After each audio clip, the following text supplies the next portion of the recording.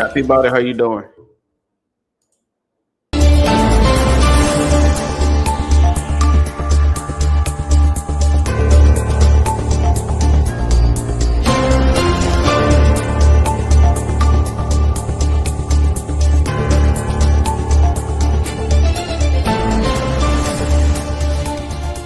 Lofa, I'm muted. Lofa.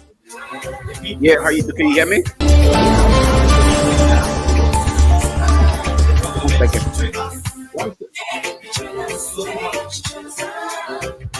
Can you hear me, Dr. Peabody? Can you hear me? Yeah. Okay.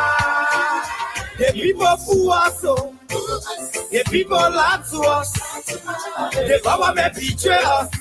They can lie, they can steal, they can lie. I said we tired with their lies.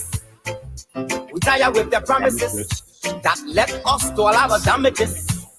We tired with that speech they preach indeed, and now unique they deceive us. The thing we saw, it frustrate us. So why does you lie? Why does you steal? Why does you allow the citizens to grieve? You see, we just tell you that why we voted you. But you fool us, you screw us, you use us and later on abuse us. So why? The government should lie. Why? But that's the question that we ask. The people fool us.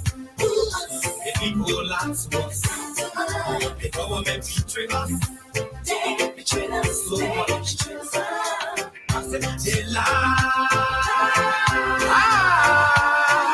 The people fool us, the people lie to us, the government betray us. They can lie, they can steal, they can knock the government. No one to trust. My people don't want to hope on. Nobody. My hope that I have been broken. I'm telling you, brother. So where are the schools? Where are the roads?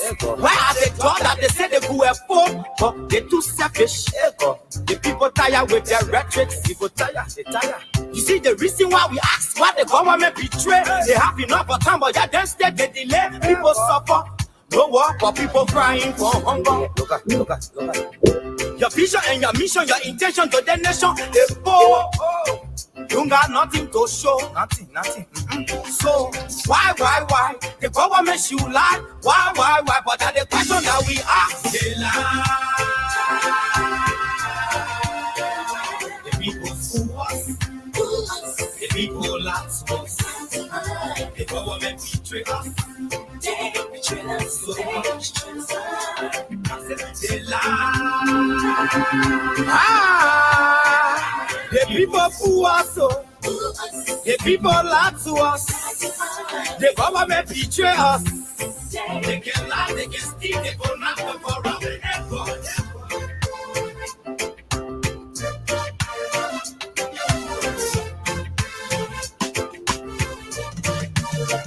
Ain't God that lied to us.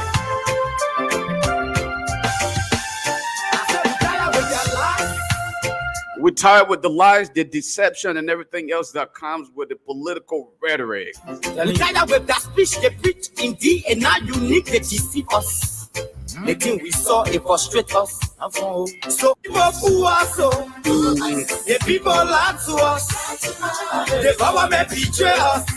They can lie, they can steal, they can knock the world. I said we tired with their lies. James A. Koyate Jr., their promises, Moya Sharif, our damages.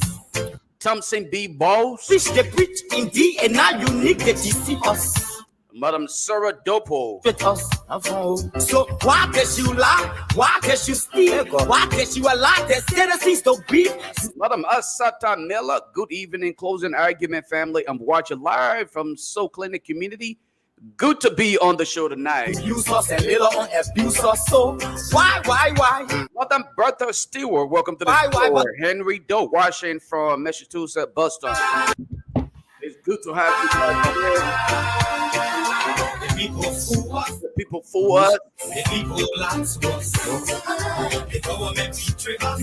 Thompson B. Bowles is watching from Sydney, Australia. Looking forward to a great show today. The people fool us. Bella, we are here. Lie to us. The government betray us. They can lie, they can steal, they can knock the government. want to trust. My people don't want to hope on. No one to trust, no one to hope on. The government betrayed the lie, and they're telling us false and false and false. They said they were poor, but they're too selfish. The big Christian Robert himself, always watching from a good to Nimba County. They have enough of time, but yet Most talk about Christian Robert himself. no work for people crying for hunger. Premier follower of the closing In argument. your mission, your intention to then The protester. you got nothing to show. Nothing. So why? The government should lie. Why? But that's the question that we ask. Lieutenant Varney, this government lies too much. The citizens have responsibility to ask them to resign or step down. The people lie to us. The government betray us. Nudie Luberson, following from rehab community. All of you following from far and near, we appreciate you. Do us due diligence, share the show. The people lie. Invite somebody, tell somebody else. The closing argument is on. They can lie. They can Get your radios together. Get your gadgets together. Dr. Peabody is back. And the closing argument is here to do what we're supposed to do. Mama Liberia is the best, and we are here. tired with their lies. We tired with their promises that led us to all our damages. We tired with that speech they preach indeed and not unique they deceive us. The thing we saw it frustrate us. So why does you lie? Why does you steal? Why does you allow the citizens to breathe? You see, we just tell you. Coming to you live from the people city of Raleigh, the state of North Carolina. I'm Lofa Julius. You screw us, you use us. Alongside your host, Dr. Peabody. Why? The government should lie. Why? But that's the question that we ask. And to all of you joining us from far and near, we say thanks for being a part of this platform. Thanks for being so committed. The government betray us. Share the video, invite somebody, tell somebody else. The closing argument is on. They lie. People fool us. People lie to us. The government betray us. The government betrayal. Dr. Peabody, you ready? You better get into this. Richard Stewart, good to see you, man. Richard, other guys, Christian Roberts, everybody. Lofa, good to see you again. Good to see you last Friday. Yeah. And PA, it was really, really good to see you. I mean, it's been a very tough, busy week. We have weddings, we have funeral of a young 18-year-old young man, very promising young man. It was Right. very, very sad on the family. As I think about that, it always it gets to me. Dr. Peabody, give me a second to welcome the people chairman himself, the honorable Ben himself, Ben Sanvee, the soon-to-be chairman, and now, of course, we can't stop at that part, the representative of the district to be known shortly, then moving up to be the next senator of a county that we are yet to disclose. Ben Sanvee, welcome to the closing argument. Welcome, Chairman Ben. Welcome. But it is so good. Clary Kuju Mala, welcome. So welcome, guys. This is today's edition of the closing argument. Closing argument is back. I need to make an announcement now, Lofa. We are coming up with General next month. We're going to have, because you know what? The people have been on our back. Yes. Why you can't have show on Thursday? Why you can't have show on a Tuesday? And we are trying to do it, but folks, it's expensive. Let me be honest with you guys. It's expensive to have a show 5 days a week. We support ourselves. The noise stuff people be making noise 1 minute or that this station that we support ourselves here. We don't have money. We are not rich like other people. We support ourselves. So what we're planning to do next month, we want to have a fundraiser, folks. If you guys want to keep the show going, we want to have a fundraiser next month. We want to give everybody a chance the next 2 weeks to just think Right. about a special gift you can give for us to keep the show going. A special gift. Our goal is to raise at least $5,000 I'll next tell you. month. I'll Yeah, tell you something. I'll tell you something quickly, Dr. Peabody. You notice I'm here today, like on the dot 5 o'clock, right? yeah, And this weekend, of course, we were together in Philadelphia, right. PA, due to that funeral. And believe it or not, even though we were at a funeral, people kept coming up, and appreciating the work we are doing. Oh, Lofa, thank you guys for what you're doing. We really appreciate it. And I was all concerned. I was like, okay, we hear the good things. Thank you, but I'm all about improving. What can we do better? And almost 90 to 98% of their concerns were simple: the inconsistency on the start time of the show. Okay, Yeah, they were like, "You guys are inconsistent. One day you're starting at 5 o'clock, the next day you're coming at 4:30, the next day is 4:15. So we are not, up to date with the schedule. And so hopefully you guys can work on that." And then the second in line was, how often can we come on to hopefully the Monday, Tuesday, Wednesday, Thursday, and if possible Fridays if we could. And so that's why I was like, you know what?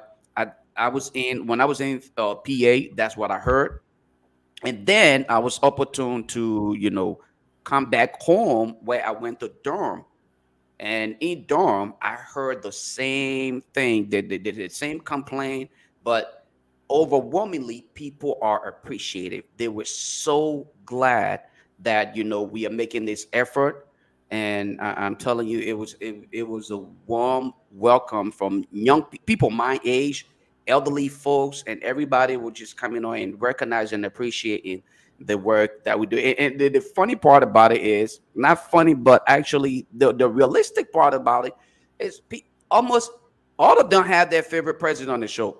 hmm You have the person, oh yeah, Dr. Peabody, that's my man right there, man. I like yeah. it when he get good. And then go to the other person, oh yeah, Grace, what's that lady? That lady, the one that always on there. Going back and forth. Yeah, Grace. Yeah. I had some other women that came up to me. Oh, you know what? We haven't been seeing this lady on the show. Why you guys didn't want to bring her back? You don't like the woman that she tell you guys the truth. Men don't like to hear the truth. I said, that's not true. We did not stop Grace from coming on. Everybody had their, their favorite panelists, but in it all, they appreciate the sacrifices that are being made, and most Oh, importantly, but what a problem. You know I had the most fans over there. So why you can't just say you know, no, just of say course, don't be of ashamed. course, the incoming representative had the most. Nobody gonna stop this is doggy. I beg you. I beg you. Of course, obviously he had the most fair. Everybody had to ask about Ben Sanvee, but I had to kind of play it off because it's getting on the hill now. Like Ben comes on the show when he wants to, and he shuts everybody off. So now I'm feeling like Oh we need to God. kind of shadow him and pull him away a little bit Look because at Bella. Bella said, "This is got my daughter Neil." She said, "We need more of Ben." There's a lot of especially and Peabody knows this more than I do. He has a lot. He the where my kids are now in school is where Peabody just coming from, right? His kids are transitioning down from, So I just got a middle schooler, and then there's all these different activities. Lofa, the same thing. I told everybody. So there's all these balancing act, right, that you have right. to put in place. And but definitely we love the show. I mean, I think that's the reason we kept it. That Peabody, right? I told him from the right after the election, I told him, I said, I'm not doing talk show again. I'm tired like bro. Right, right. Enough. I'm gonna leave it. Y'all can continue with it, but there's something about just staying informed and reaching out to our people and talking to our people. Then obviously I got my Grace, who she's my favorite on this show. I mean, I don't care anything y'all want to say. The only woman who can get vexed with me, but she know how to get vexed with me and put me in my place. But no, it's great though. It's great. I'm excited to be here. Yeah. Yeah, it's good to see you, Grace. And Thank you. good to see you, Grace. You know what we're talking about that next week we're going to set aside a day where we're going to generate some funds on this show for the closing argument. You guys love it. You love the show. You guys have been the pillow, and I believe you guys can make it happen. You guys can give. Our goal next month, I think it's going to be the third week in September. We want to raise $5,000 for the closing argument. So that our activities, we are expanding, we are getting bigger. We are extending in Liberia very, very fast. We got the guys at Hot FM, the guys at Truth FM, you know, they are our pillow, and we got Simpson on the ground, who's going to kick up things very soon. And guys, y'all want us to come on 5 days a week. I know it's not easy, man. I get to work 4 o'clock. I got to drive 45 minutes home, and then make sure we get this time. We want to keep it going. We'll do it. We'll do our best. But you guys got to help us. Let me make this clear. There's nobody funding our show here. We do it from our pockets. Everybody chip in, and we do it. So you two can help us chip in. We want to give you the date. We're going to bring this announcement. Maybe Lofa will do an ad for us.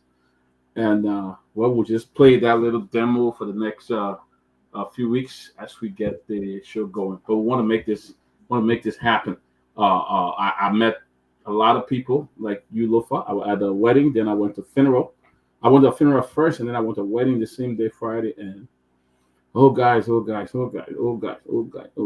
said, gentlemen, let's celebrate. I'm here for a wedding. Let's celebrate and stuff like that. But it was just everywhere you turn, and you go together, you drink, you got to stand up and chat for like 20 minutes before you come back. You know, but we want to make this happen, Grace. We want to make it happen. So it means that you guys are stars. Not really. I don't want. Well, if you kind of look at it, to be honest with you, I was looking at it from the bigger picture. I was like, okay, that means we are making a major impact. Folks in the diaspora and here.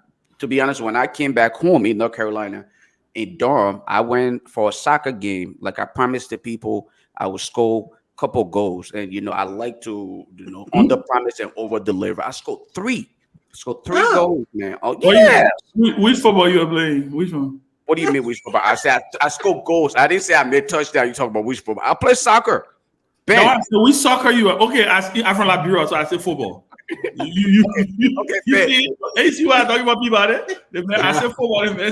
I said touchdown. We have no call it football. Okay, all right. Globally, it's called football, but anyway, okay, that's what I meant, football. But to be honest, let me talk about let me at least share my success story. And he saw you? No, I did this in Durham. Oh, Durham. Yeah, it was in Durham. It was. There were several people. Come on, Ben. Don't do that. Video all over the social media. Look, Ben, one thing that I regret, and let me just say shout out to all the guys that came out to play. Jesse, Adams. It was so many of us. We played RE versus Barrow, and then we played the Hispanic International. So look, Ben, I scored 3 goals, and I sat down and thought to myself, Lord, why did I retire so early? I could have been the only person to take Lone Star to the World Cup. Don't lie. Look, Ben, I said to myself, I think I'm kind of selfish because I probably was the only person. Answer Christian. How many minutes you play for? We'll talk about that later. No, okay. So here, IE versus Barrow, we play both sides 20-20. All right, 20 minutes each half. That was it. And then the Hispanic versus Lone Star, we played that. We went 25-25, and that was it. But I still, the issue here is the fact that I scored 3 goals. You know how one person scored 3 goals. Look, I was wondering if I could still come back and play for Lone Star. Matter of fact, going forward, I'm going to start practicing more so that I'll leave this whole political discussion. I'll leave it with you guys and go back home so that I can represent Liberia. I probably may just be the guy to take Lone Star to the World Cup because I dribbled those boys like they never. I was dribbling them. Oh my God, Ben! You know this. We just listening to you, right? Ben, I hope you also agree. I hope you also agree with me. That we just listening to you. Yeah. So Ben, But Look, Ben, I am listen, so good, man. I'm so good at soccer. in Raleigh, North Carolina. Can you imagine that? But that's my point. And the thing is that the luck is past fine. You know, it was at that particular time. Is it going to be continuous No thing that you witness. can do? No So, witness. you know, and then we don't have any witness. No witness. I dare you Yeah, call, witnesses. call a witness on the show. Call a witness right now. Call. Thank you. See, Yeah, matter of fact, here's some at Big Smoke. Wow, the message is called hat trick. When you You know what it means, hat trick? When you saw You know what I mean? it is called hat trick. All right, Jesse Adams, guys, please call the show and just try to validate the information I'm providing here, because Ben, I couldn't even go get my own water. I had to sit and they brought the water to me to drink. They're like, be quiet. They probably That's the need. All right, I'll leave you guys alone, man. But going forward, call me Soccer Lofa. Anyway, Oh, yeah, so funny. So your knee is no longer Lofa Julius, your knee is Soccer Lofa. Soccer Lofa. Soccer Lofa. See, somebody asking me, what wing were you playing? I was on the far right. You know what wing is that? That's number 7. The fastest on the field. All I needed to do, touch the ball and dribble people and just run, man. Go. You know what? I'll be back. Continue the show, guys. I'll be back. Yeah, go back. Go back. Go drink some cool water. Yeah, go drink water. Oh, that's funny. But it's nice to be here. I mean, I don't know. I think I came on. I heard you talking about me. But people got to understand, you know, I love the closing argument. I will always be here if I'm available. It's just that with school opening, I had to take my son back to campus, you know, being a mother myself. And I got 2 children in school now. You know, my 12 years old went to 7th grade. And my other son went to 2nd year university, his 2nd year. So I have to be a hands-on mother to do those things. But, you know, if I can be here, I will always try to be here. Because no one person can take me off this platform. I'm the loudest on this platform, as Ben said, right? You know, they already know from in the chat room, they can't just beat me down. Not easy to deal with. You're laughing. So it is what it is. But my name is Grace Guar. I'm back here on Closing Argument. And I love to be on this show. These guys are like my brothers. We disagree to agree. It's all for love for country. Liberia is what we fight for. We may disagree in different things, but we all have love for the country. We want the country to be good. We want Liberia to come back, you know, to better than where it was before. And we are looking forward to that. We pray that we all, including you on this Facebook and YouTube, that we live to see that. Mm-hmm. No, I agree with you, Grace. I agree with you. Peabody is, I think the feeling is mutual across the board. And I was thinking about it today. I said, you know, there are moments where you want to give up, right? Where when you think about what's going on with life, I mean, it's like when are we going to get a break? When are we going to catch a break? But then you think about it, you're like, look, whether you like it or not, home is home. There's something about Liberia. Everybody on this show, when you get back home, I don't care, as dysfunctional as some things may be, once you get home, it's Liberia, right? You get that sense of, wow, I'm home. The air, the food, the people, there's just something about that country. And I don't know if I can survive without going back to Liberia. I don't know. Like, I don't know if healthy. I think I haven't been back to Liberia since November. When did we come back? I think December, right? Yeah. Since December, I haven't been back. Peabody has been back. Tomalin, I think, has been back. You, Grace, just got back. And I literally was talking to my wife today. I said, listen, I got to go to Liberia probably next month or latest October. I have to go to Liberia because it's almost like there is it's almost like there's in fact, it was my wife who asked me. She said, when you going to Liberia? I was like, oh, really? You asking me when? She said, yeah, you been here too long. I have you heard you say you're going. I said, well, no, sometimes you just want to. But yeah, I'm looking forward to getting back to Liberia. Like I said, the food is amazing. I think Liberia has the best food in the world. Nobody can argue. True. Nobody. I don't care. Nobody. I can argue anywhere in the world about our food. I can tell anybody, you're wasting your time if you think you got the best food than Liberia. And then our people are just good people. We may be a little sometimes, but we're good people. We're good people. No matter what happened, You can argue, you can fight with your brother, you can see the politics, it can give you hard time. But when the dust settle, you will see Peabody was just telling me, I'm not going to call names, but he was telling me some of the folks who were reaching out to him when he was in Liberia. They saw him at a spot. Like, remember, man, I didn't buy a beer. These are people who are just dealing with us a couple of months ago, right? But that's the uniqueness of the country. And I love Liberia. I want to see Liberia do well. We want to see our country do well. We want our government to succeed. I want to say that. I think there is this tendency that people have that, oh, Ben, you didn't support Joe Boyka, so you don't want him to succeed. It is in my interest for Joe Boyka to succeed. It's in my interest. Joe Boyka is at the end of his life. He's 79 years old. He's going to be 80 next year. He's at the end of his life. Hey, resettlement age? Well, Grace, our babies. Yeah, we nice talk now. Yeah, either woman. Yeah, but what I'm saying is, he's right. What about us? 7 schools? What 3 schools and 10? Is that what was that? What was it? 3 schools and 10. Yeah. So everything else he got right now going on, that God bless him. That God bless him, right? So he's at the end of his life. So I want him to succeed because whether I like it or not, the country is going to be bequeathed unto us. This generation that we're going, we got to be able to make sure that he succeeds. And that is the reason why it's important to hold him accountable. It's important to hold the government accountable. I was having a conversation with a friend a few minutes ago, and we're talking about just the lay of the land and stuff. And I kept saying to them, it's important that we hold the government accountable constructively. And that's where I see a lot of times, that's where you come from, Grace, even though we give you a hard time. But your issue is, when does it stop?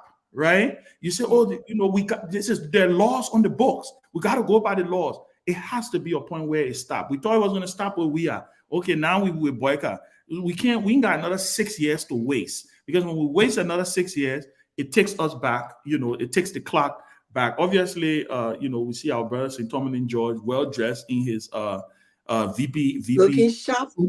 He dressed in his VP Jeremiah Cohn suit Jeremiah Cohn suit. God. And I told you, I said, when every new government come, people get dressed that way, right? You see somebody wearing purple suit anymore. You don't wear purple suit anymore. Joey are not in power anymore. He wearing the Joe Boyka and the Jeremiah Cohn suit, but it's good to see you, my brother. And we're excited about the future of our country.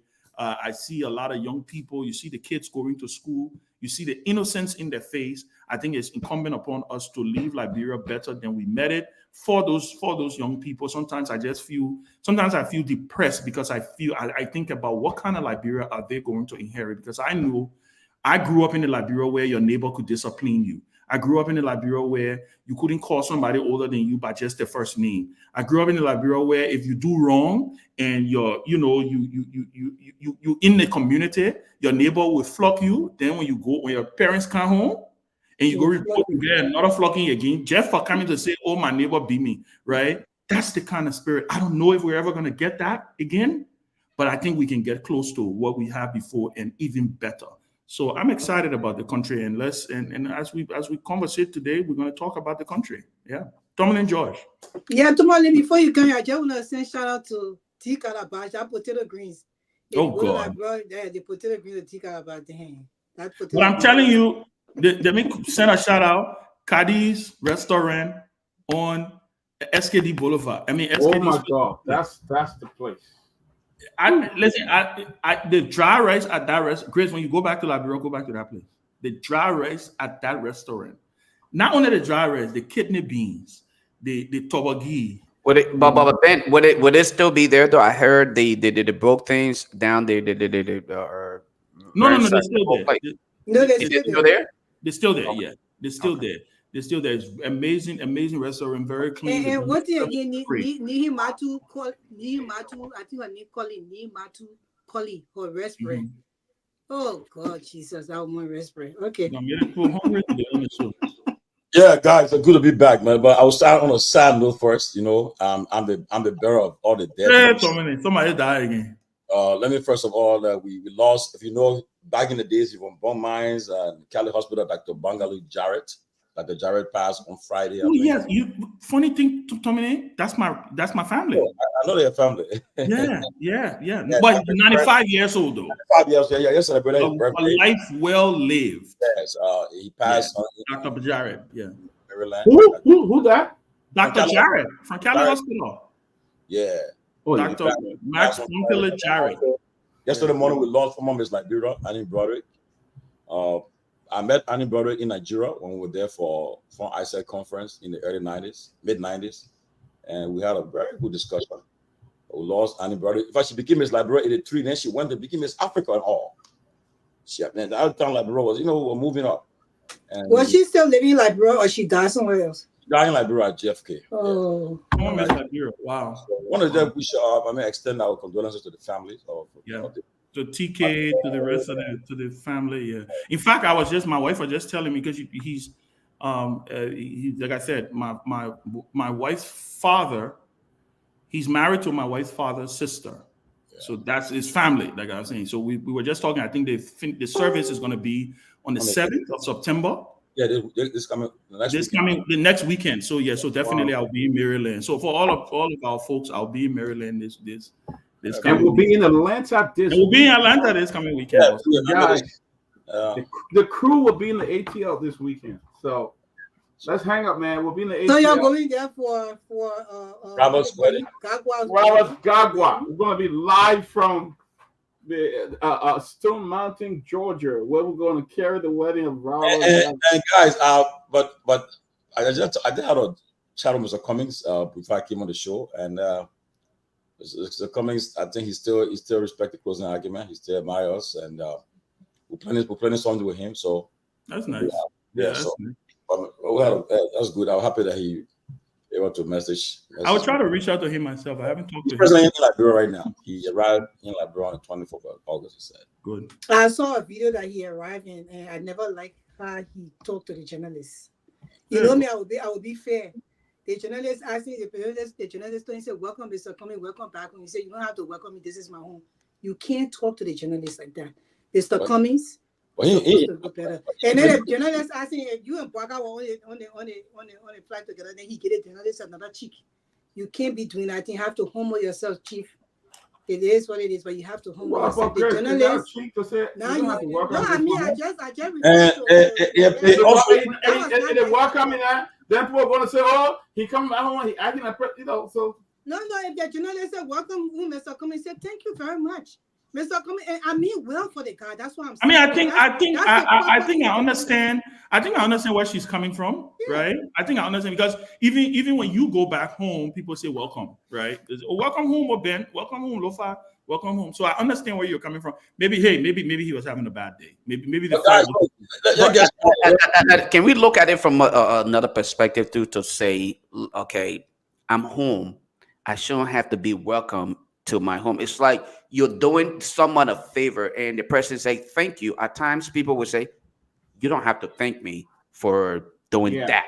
Okay, people do that. I don't know. Your tone of voice, right? Then that could make a difference. Let's just be fair. Yeah, like I said, I don't think it could be looked at different ways. I understand what Grace is trying to say, but it can also be like him saying to him. But guys, come on again, Peabody. Why are you telling me come on? If we don't correct these things, it will continue. Grace is here. I just like to say the truth. I'm not anti him. All he needs to do is be humble. Humble yourself. That journalist could vote for you. He's a very humble man. He's a humble man. He is. No, listen. I don't know. He is. You know what? We need to plan a trip for you to meet Mr. Cummings. You need to sit down and have a conversation with Mr. Cummings.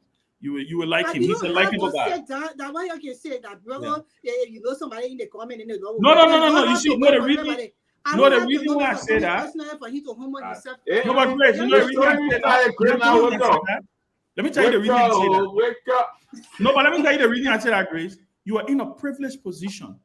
You have access. Right? Not every Liberian get a chance to say they will sit down and talk to Mr. Cummings. You can. No, I have access. I have so it's not, I'm coming from a place where, but I do know he's a very humble man. I know he's a very humble man. I know he's somebody who deeply cares for his country.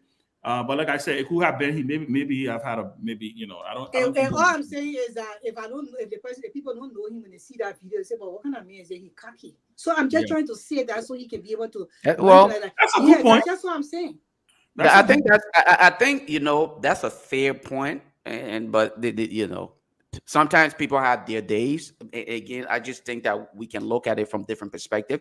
But Grace is making a salient point. I think her thing here is a positive, just feedback. Let us do it this way in the not too distant future. If you were to ever have to do it, I've dealt with Mr. Cummings on several occasions, and I've really not had the opportunity to see that other side of him, even when we literally were in the elevator together. I think Florida, he pushing the button. And but let me tell you, we had dinner, Mr. Cummings one time. We had dinner. They were clearing our plate. There you go. Yeah, he did the same thing. Yeah, he did the same thing to me. I think it was either at their convention in Florida or something like that. And I'm like, okay, I left it, but other ANC folks came. They took it for him. I'm like, you want to do it? Do it. He came and he grabbed the plate. I'm like, okay. But you see, Lofa, I want to say something before I say what I want to say. Let me send a shout out to our sister Edwina Crump. I see she's highlighting it. I see she's highlighting the bitter leaf at Cadiz, which is true. Bitter leaf is really good. I'm a big fan of bitter leaf. But let me I understand where Grace may be coming from, because our people sometimes, and let me give you an example with Brumskin, right? I remember one time we were traveling, right? Me, Councilor Brumskin, Charlene, there was a whole delegation of LP folks who were traveling. It happened to be on the same day, now former President Weah, then Senator Weah was traveling also, right? It was during the election. It was during that 2017 year, right? And Weah had gotten to the airport before us, right? And he had already gotten on the plane. When we got there, we were running late, by the way. We got stuck in traffic and we were running late. When we got to the airport, it was like we were rushing, everybody was rushing. Brumskin was rushing. We all were rushing when we got to the place. By the time we got to the gate, getting ready to get how you get your passport and stuff, I heard the people in the background saying, "Hi, yeah, he know that the one who won't be president, he can't. They acting like they're rushing. He didn't even speak to us, right? He didn't even speak to us. Joe Weah was there, Joe Weah walk all over the place, shaking everybody's hand, joking with them, and giving them high five, saying, hey, my man, what's up? I bring that up to say that a lot of the folks probably didn't realize that we were running late, right? The entire attention was on the span of Brumskin King, and he was running, trying to go get on his flight, and he didn't even say hello to anybody, right? Contrasted with George Weah, who got there way early, so he could have had a time to be able to reach out and shake with him. So I think I understand exactly where she's coming from the fact that the way, especially if you're a public figure in Liberia who wants to be president or running for president or has ran for president, people take those things personally. They're like, hey, you never know if I made that man day. The fact if Cummings had just said, hey, my man, thank you, man. What's up? After that, my man, what going on? What going on in the town? You see what I'm saying? Something that simple. Like, hey, my man. So I understand that she's coming from a constructive place when she say, hey, it's not. I don't think she's knocking Mr. Cummings, and she's on the show. She can speak for herself. It's almost like, hey, welcome, Mr. Cummings. Welcome back home. Yeah, my man, what's up, my man? Yeah, my man. I hope y'all held the time down. I hope y'all holding the time, Uncle Rel. We back now, right? Something like that. But again, people get a chance but I think it's only so. Mr. Cummings, if you're listening, the next time I tell you welcome home, make sure you get this step. We gotta hear from his perspective. I was Grace. Those people that we know you will not accept this thing. I think Mr. Cummings, we know you will not accept it, brother. It's okay. It's Grace's perspective, but I don't think it's for you, Mr. Cummings is a saint. For me, Mr. Cummings is a Liberian man who I want to see do better. And there is not here that but him. Look, Clementia River did the same thing in his election. He was going down, the people ran to him, was trying to shake his hand. He shook their hand, he wept his hand. Clementia River is my cousin. And people send a video to me. My own brother, who is his cousin, I will never vote for that man because of that. So I'm just saying to you, you have to be careful when you're in leadership position, how you deal with people. Brumskin is the kindest man you will know. I worked with Brumskin before. But look at what they say about him. Yeah, they stuck that thing on him, that he let wearing white shade. He arrogant. That one I hear them talking about Brumskin this time. Oh, Councilor Brown, I'm like, your leader man, I beg you, let him rest in peace. Thank you. Yeah. So well, let's get on the show, guys. The show got to start. Yeah, we got a lot of talking about. First, It seems as though the country is, I don't know where we're heading, but I know the president on the way again to China and Indonesia this weekend, I think. President Biden They're probably making moves. They're probably making moves. but a lot of things happening. He just called the federal legislature back to session from the mid-year break. He called them back to session, and then also, the World Bank suspended Liberia for some loan issue, and the IMF extended credit facility stuff is approaching. The deadlines approaching. A lot's happening, and the countries ahead that is stranded. So I don't know. But first of all, let's discuss what the president went on this Atlanta trip. What the goodies he brought, because now he went to Indonesia. What Indonesia gave us. Let's start. Let's start with Ben, because last time he was the one saying, "Let's wait till the president return and see what he gets." I was defending Omenjo. I was. Okay, so now tell us what he brought back. And I'm going to stick to my defense. I'm going to stick to my defense of the president. I don't mind. Lofa, I don't care what you say. You can score your 3 goals. I'm going to defend the president on this one. Let me say this. First of all, I did see something on the Mansion website. I think there is now a exchange program between Liberia and Clark Atlanta University. I think it's major. I think it's huge. These are some of the things. Listen, I have been one of the proponents, right? And let me state why I'm going to defend him on this. I have been one of the people who has said, I wait to see the day our presidents come to America and forget about Washington, D.C. Because when you come to Washington, D.C., that all that foolish thing, you meeting this person, you talking this person, doing nothing. I want to see him. The only disappointment I got, he's stuck in Atlanta. He should have gone to Silicon Valley. He should have gone to other places, right? But striking a deal with Clark Atlanta University for a student exchange program is huge. It's huge. Whether we want to admit it or not, it is huge. And the other thing that we could benefit from? We could benefit from exchange I'm waiting to see a school-to-school relationship with universities in America, beaming classes into Monrovia. Just have an internet, right? Just have internet. Doing those kind of things, getting Liberian students to come and go to Clark Atlanta, study there, it build the capacities of Liberians. I understand. I don't know. I'm following what I saw on the executive mansion. I know they told me I'm not in touch with the higher ups in the UP government. I'm following what the rules. Everybody can also. Yeah, no, I told me who can just pick up the phone and call the vice president and call the president. I don't do that. We got government. I used to do that, right? This is totally government. Totally get friends in the government. I just messing with my bill. Don't have you. But the reason I say that is because I don't know where else what were some of the other negotiations, but I want to believe that he held. Even at that Atlanta, even at that Black Business Conference, there may have been people who interest peaked in Liberia because the president of Liberia was there and made a representation for our country. The only thing that probably may have clouded it was what happened over the last couple of days with the whole with the demonstration and all that different things that happened at the CDC headquarters. Maybe that may have put a little damper on it. But I think just the Clark Atlanta thing, the president was gone for a couple of days, 4 or 5 days. I think the Clark Atlanta thing, for me, when I saw it, I was excited about it because it can yield a lot of dividends from it. Leapfrogging into Indonesia and China, I want to see the president go to China. I want to see him. Listen, I'm pro-American. I'm as pro-American as they come.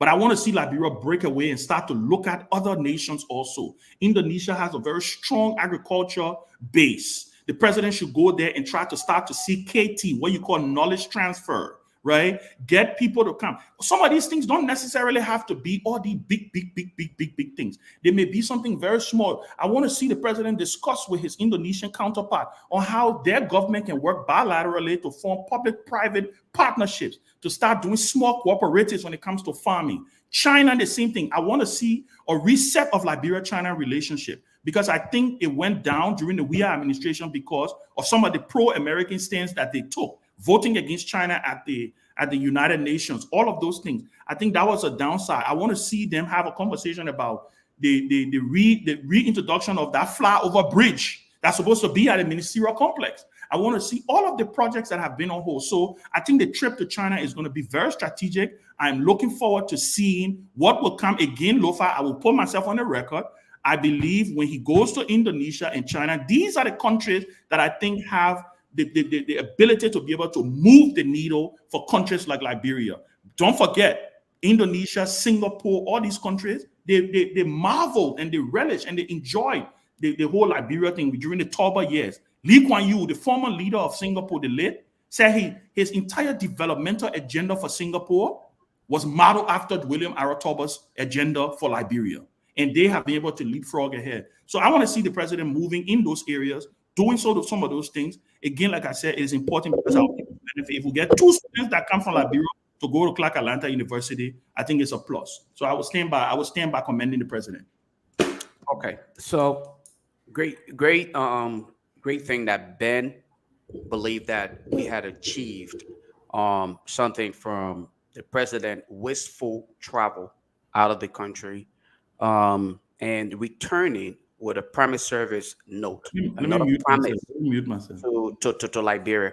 When and that's why you notice me every time there's a topic that I am not informed about, I try not to be into it. I try to stay my distance so I can learn.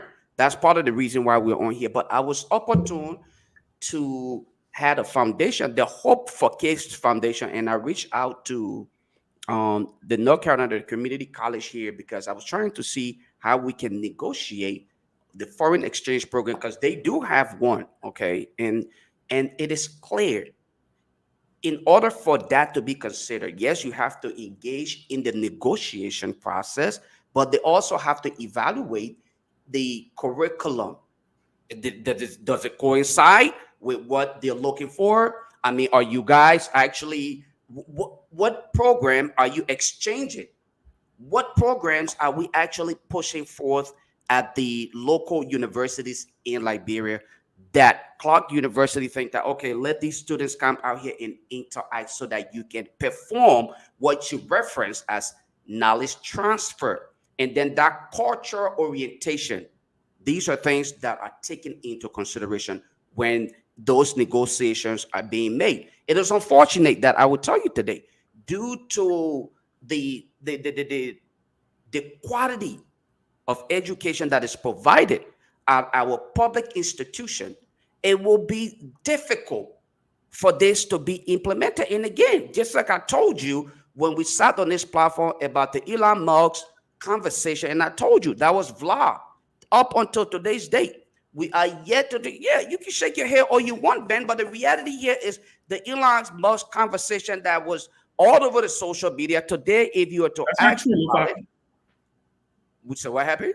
That's not true. I can counter it. That's not true. It wasn't Vlad. What was it? Okay, Ben, since you want to interrupt, what was the result of the Elon Musk conversation? What have we benefited? I've been told, I've spoken to folks on the Ministry of Foreign Affairs who was instrumental in that call. First of all, the call did happen. You are assuming that that call did not happen. Okay, you said our AI. You said our AI. So what is the benefit? Forget about that. There are discussions right now for Starlink. You know the Elon Musk satellite, right? Starlink, the satellite thing. There's discussions right now for Starlink to actually open a hub in Liberia. I'm telling you, I've spoken to people about this. Here's the thing, right? Here's the thing. First of all, you know my background. Oh, right? but I know that. Yeah. Okay, so here's the reality. That statement you just made about negotiation, the infrastructure, first of all, must be in place in order what if they're starting to do it? To be made. What if they're starting to do it? Starting to do what? There gotta be a starting point. Let me land on my thought. Let me land on my thought so I can give other people the chance to talk, man. Again, I want to say in regards to the president's trip out of Liberia, I think it was wasteful, and I think he should be again a little bit more careful and hopefully try to maintain that understanding of why we are where we are today. The complaints that were laid against President Weah, his wasteful spending, the continuous travel out of Liberia and not returning with much, but promises and other things. I think this is a repeat of what we experienced with President Weah, and now it's becoming worse under President Boykais and his irrelevant travel simply to walk a ball in our Liberian Palang. Thank you. I don't think it's fair for you to say that to the president, Lofa. On this one, I will side with Ben. It's not a requirement for the president, for any president to travel and bring back into the country tangibles. The president could travel. He could go to build relationships. This True. president has just been here He's for right. So Grace, when you months. go to Can build you- relationship, Let her that's finish. Let her finish. that's Give oh her- now you want her to play. Okay, Grace. Grace, All right, Grace, protect go ahead. Grace. Protect Grace. Because Grace agreeing with you now, I should let her finish. All right, go ahead. Go ahead. Go ahead. Yeah, the president can travel and he can build alliances. He can also build relationships, and he even he even struck a deal for a scholarship program. That is tangible. That one alone is something for the 1 week that he traveled out of the country for. But the requirements that we have on our presidents always that the president go, he bring nothing. This is not man going to the grocery store and coming back with a hand bare empty. No, the president has to go travel, meet people, build relationships, and tell them about like that's the tangible he has. He doesn't have to always go and bring in this. So I don't understand why you always believe that any president that lead like bro when they travel, they always got to bring something. It doesn't. I mean, not adding up to me. I think the president made a trip. He had an agenda. I think his agenda was laid out, and I think the press secretary need to come out and tell us now what did he acquire on That is the trip. fault that I have. They should come out with a Yeah. detailed thing of what was accomplished, what's in the pipeline. That is where I have my issue. But not the notion that the president should come by. I mean, come on, man, Lofa. And that's all I have to say. All Okay, right. so You know, got Peabody let me or come in, man. Tomalin, can I just go ahead. Go Let me Anybody come coming in. in and Lofa on the seaside, I already see it on their face. Let me come in. Firstly, I want to send prayers out to Representative Ability. I know they had a conflict. Guys, yeah, please start highlighting these things when we're having conversations. Oh, yeah. It kind of interrupt. We can do it, but let's be cautious about it. You know, but what I would say is that Ability had an incident on last week, and I don't know whether they have found the people. No. But let's keep them in our hearts and best wishes and prayer as well. But let me say this, man. You know, I love to be fair. I love to see the president come back to the country, buying a commercial jet, coming down from Ascot. That shows he's not wasteful, you know.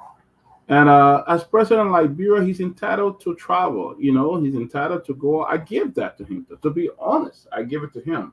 He's entitled to it.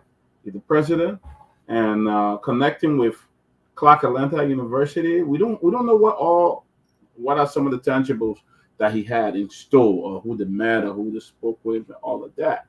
You know, but at least he came back. And they have already announced this program with Clark Atlanta University. Probably there were other opportunities. I mean, I give that to him. I don't agree with everything President Barker is doing, but I think when it comes to that, I think I give it to him. He's entitled as president of Liberia. When he's invited, he has a budget. He can go on and represent the country. I think I give that to him. Let's see what's going to come out of it. Let's see what happens. But I applaud the fact that he's riding. He's not riding private jet. I applaud that. I really applaud that. Thank you, Peabody. But look, okay. The president is true. The president is entitled to travel, but that's why it's hard for presidents to travel. When they travel, a lot of costs attached. The president don't travel less than 15-20% with him. Make no mistake.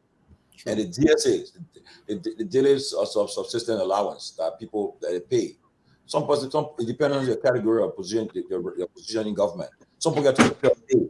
Some people get $300 a day. Some people get $500 a day. Okay, and people get they are paid this amount. They pay them for travel as a DSA. So that's why that's why you have ministers. That's why you have your foreign ministers, you got your foreign ministers to if they travel, it's less expensive on the government. But again, the president will not travel on a trip like this with all and then dividend. He's sure. So I'm telling you, guys said that we didn't hear from the press secretary when she have a press briefing. The Minister of Information tomorrow will be their press briefing. I hear from them tomorrow too. Yes. Yeah, what will give us from the president's travel. But if we can say he doesn't have the high tangible, no. You can't just go on trip to say because it's not time to go to make connection. That's how you do it though. You won't take taxpayer money to go make connection. No, it's not how you do it though. Yeah, especially come to America. The president will be back here in a few weeks for the United Nations General Assembly. He come here for the UN, and that's a big delegation he will be bringing. So it's important to know what the outcome of this trip here to Atlanta. I hear people saying, "Oh, his speech was was beautiful. He gave a beautiful speech." But again, what the aftermath from it? What was the end result from it? So it's important that we know what the outcome of that trip to Atlanta, because I can tell you, 50%, let's say 15%. That trip maybe cost the country maybe not less than close to 100 G or so. Okay, maybe, again, he flew on a commercial flight. That's good, but they're not sleeping in somebody's hotels, and the person not going in a kind of cheap hotel. All this stuff. Look at. So we must say that I'm sure they have something good in the bag for us that he brought back. We listen to more of the Minister of Information, hear what we're going to say, and then the press secretary will also double down. But it's important that we highlight on his trip. So let's see what we get from the trip tomorrow. But President don't do their trial for nothing, though. Let me. Oh, okay. Go ahead. Let me say something here, right? I don't want us to misconstrue the president or constitutional mandate. The travels and everything, it is constitutional. I'm not saying the president is breaking any law by traveling to negotiate. Few things that we continue to miss here is what was stated during the campaign period. It was alleged that President Boyka had the international connection because of his tenure in government. Okay, so the relationship building part of this entire process pretty much was already done because he served as an agriculture minister, vice president, and you name the rest of it. Now, at this point in time, he's traveling, like you rightfully said, Tomalin, and I'm glad you highlighted that. He's not traveling alone. Whether he's traveling commercial or economic, whatever he's traveling, he's bringing along at least about 20 some more members as a delegation. That is money coming out of our coffer. If you to compare that based on how much is being spent to the drugs that are needed in JFK, you will question yourself, why are we not simply investing that amount of money and sending our delegates, either the education minister, the foreign affairs minister, and other people to carry on these negotiations so that we can avoid the wasteful spending.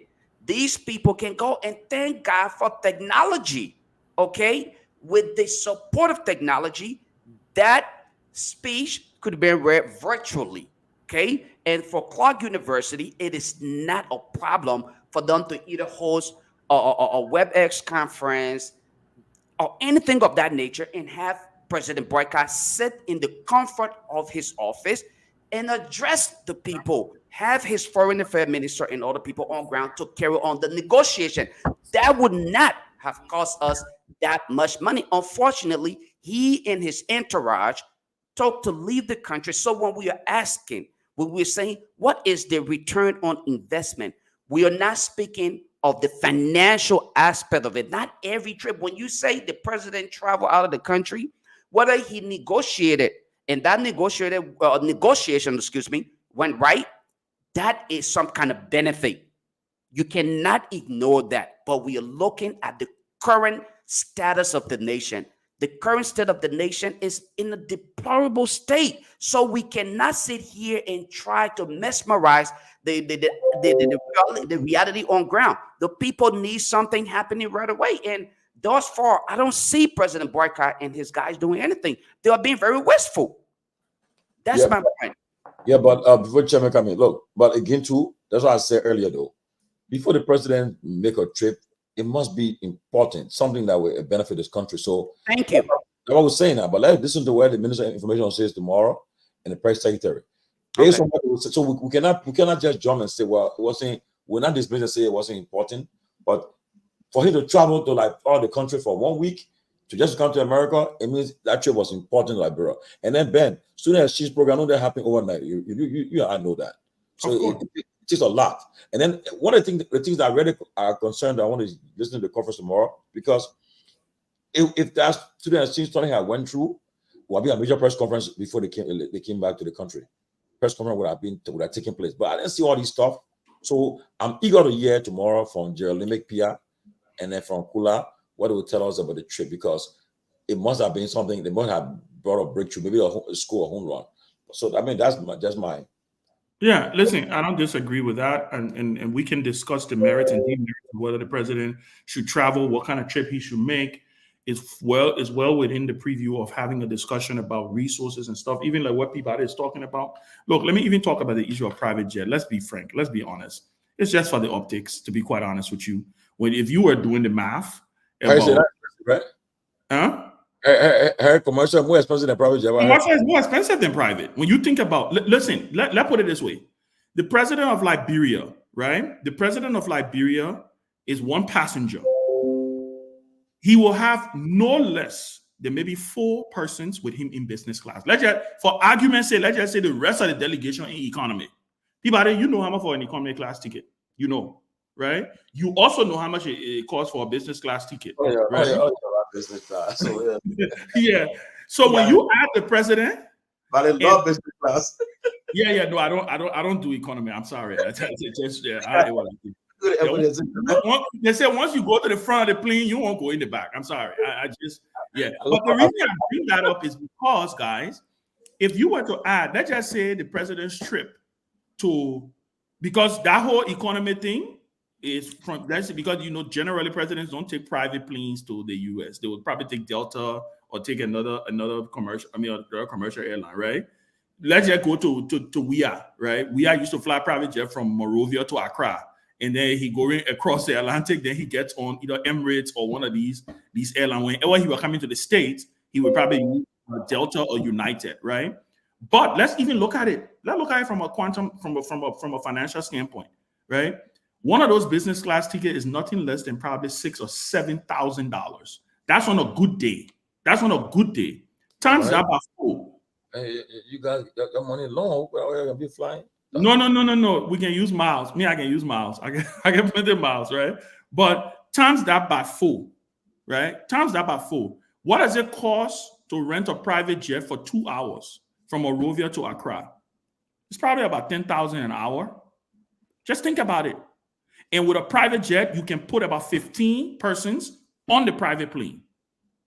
So I think the reason why people talk about it is also because the optics don't look good, and then there's a lot of suffering in the country. But if you were to kind of break it down, right? If you look at it and what Ellen used to do, Ellen the one did it the right way. Ellen used to just beg her friends. Most of her friendly president friends, she would ask and say, "Send me your plane to take me to Accra," right? It was only we have literally who were using, the government used to pay for the plane. So I bring that up to say, when we're talking about whether we like it or not, it is expensive for the president to travel anyway. I don't care he taking boat, he taking plane, he taking car. The president convoy, you know how much it costs Liberia on a daily basis to maintain the president convoy? In Liberia, nobody talk about it. You know how many cars in the president convoy? For fuel alone, right? You know what it costs to just take care of the president on a single day? So the presidency in itself is an expensive venture. We must accept it. We have that democracy. The only thing I know people talk about it is because the very United Party people used to beat up on other presidents. So that's the reason why people think there's a need to talk about it. But leapfrogging to the issue of the trip, I agree with Lofa, right? Some of these things can be done by WebEx. Some of these things can be done but sometimes some of these things also is a little more powerful when the person is actually in person, when the person is actually there, right? There's an aura that comes with the office. When the president shows up, he may be able to accomplish a lot more than maybe a foreign minister. So I want to believe, and again, I will lean back to what Tomalin said. I will wait to hear what the full breakdown of this trip was. But I only highlighted Clark Atlanta because that's what they put up. When I went on the mansion website, I saw they said he had worked out this thing with Clark Atlanta, which I am very excited about because our brothers and sisters, even if it's a few of them, they will benefit from this exchange program that will be able to build their capacity, right? So I just thought to include that, and then I stick to the notion that I think the trip to Asia is important. The trip to Asia is important. We need a reset with our visit. We need a reset with our relationship with China. China has been an amazing partner to Liberia, right? Most of the developmental things you saw during the 12 years of Ellen came from China. Ministerial complex. Just name it, right? It came from China because she knew how to balance it. I'm hoping President Boca is able to balance his relationship with China, with the United States, so that we can be able to see a pickup, an uptick in the dividends that relationship will bring. And I'm excited about Indonesia because I know the potential of Indonesia. I know how the country has leapfrogged when it comes to a lot of the progress that they have made. I know what they have done. And I think it is important for the president to go to Indonesia, talk about some of these exchange programs, talk about some of these things, like I said, forming cooperatives, forming different things. There's a lot we can learn in reference to knowledge transfer when it comes to Indonesia. And the last thing I would say, the key is maintenance, right? Keeping those lines open, not just going there and then you don't follow up. Because that's where I think a lot of our problems come from, when we don't follow up on some of these things that we try to put in place. Okay, okay, I mean, Chairman, yes, like I was saying, the outcome will in the next few hours we'll learn from the outcome of the trip, but the president will not, I don't think he will just travel just for. I'm sure that trip was important. Maybe we'll hear tomorrow based on it. But we're still trying to get the details from the other trips that happened. But so Ben, Peabody, let's jump on this issue with the President Weah wrote the ECOWAS leaders. He complained President Boyka and his administration for harassment and the intimidation, whatever they term it. But there are other critics that are saying that why ECOWAS now and what will ECOWAS do? But you guys can weigh in. For me, I would say President Weah, I think he took the right step by contacting ECOWAS. Say, look, the election ended, a close election ended. I could have maybe raised contention, resolved whatever the case, but I decided to accept the result, and I conceded before even any announced the final result. I conceded, and I appointed a transitional team right away, and we had a smooth transfer of power. But again, too, on the flip side, I think everyone else there support the audit of NN government. I support audit. I support the audit, and I believe that wherever the chips fall, and anyone who the public trust should not be allowed to go free. But what's your take on the complaint raised by President Weah to ECOWAS? I think he contacted President Tinubu of Nigeria, Ouattara of Cote d'Ivoire, Marabia of Sierra Leone, Akufo-Addo from Ghana. So what I think, like you said, President Weah made the right decision to contact ECOWAS. But like reading from other people, the same ECOWAS that you confided in right now, what happened to Nyenwolo when Nyenwolo took a case and she won a case and she should have been paid? What happened to Kabila Jana when he took a case? Did you honor ECOWAS at that time? So now you coming back and going to the same ECOWAS that you did not honor when they rendered a judgment in the court and you guys did not recognize the court. But I mean, overall, I think it was the right step to do. But I'm yet to see how was the president harassed. I mean, I know that the police were wrong for going. I mean, I don't know what happened, to be honest. But how does that suffice into somebody harassing you, though? The police. I mean, I don't support any action with police entering places and using live bullet on people. I don't support that. I think it's wrong. But overall, that's what I would say. Can I come in, because I need to take a small break? I need to do something. I'll come back. But let me just chime on this. Two things. I think there's a lot of people are missing, and I don't want us to fall for the UP propaganda that we didn't obey ECOWAS code, so it means he can call ECOWAS. ECOWAS code is different from the authorities of heads of state. ECOWAS code is different from the commission. He wrote the president of the ECOWAS commission. The ECOWAS code, the way ECOWAS is structured is the way your country is structured. 3 separate branches, different branches. They do different things. There are so many other verdicts when it comes to ECOWAS code in other countries. The ECOWAS court render a verdict against the government of Sierra Leone for their former president. I think the former president or the former quick correction. The former president of Sierra Leone, Ernest Baya Kroma, the one who just left office, right? He removed his vice president.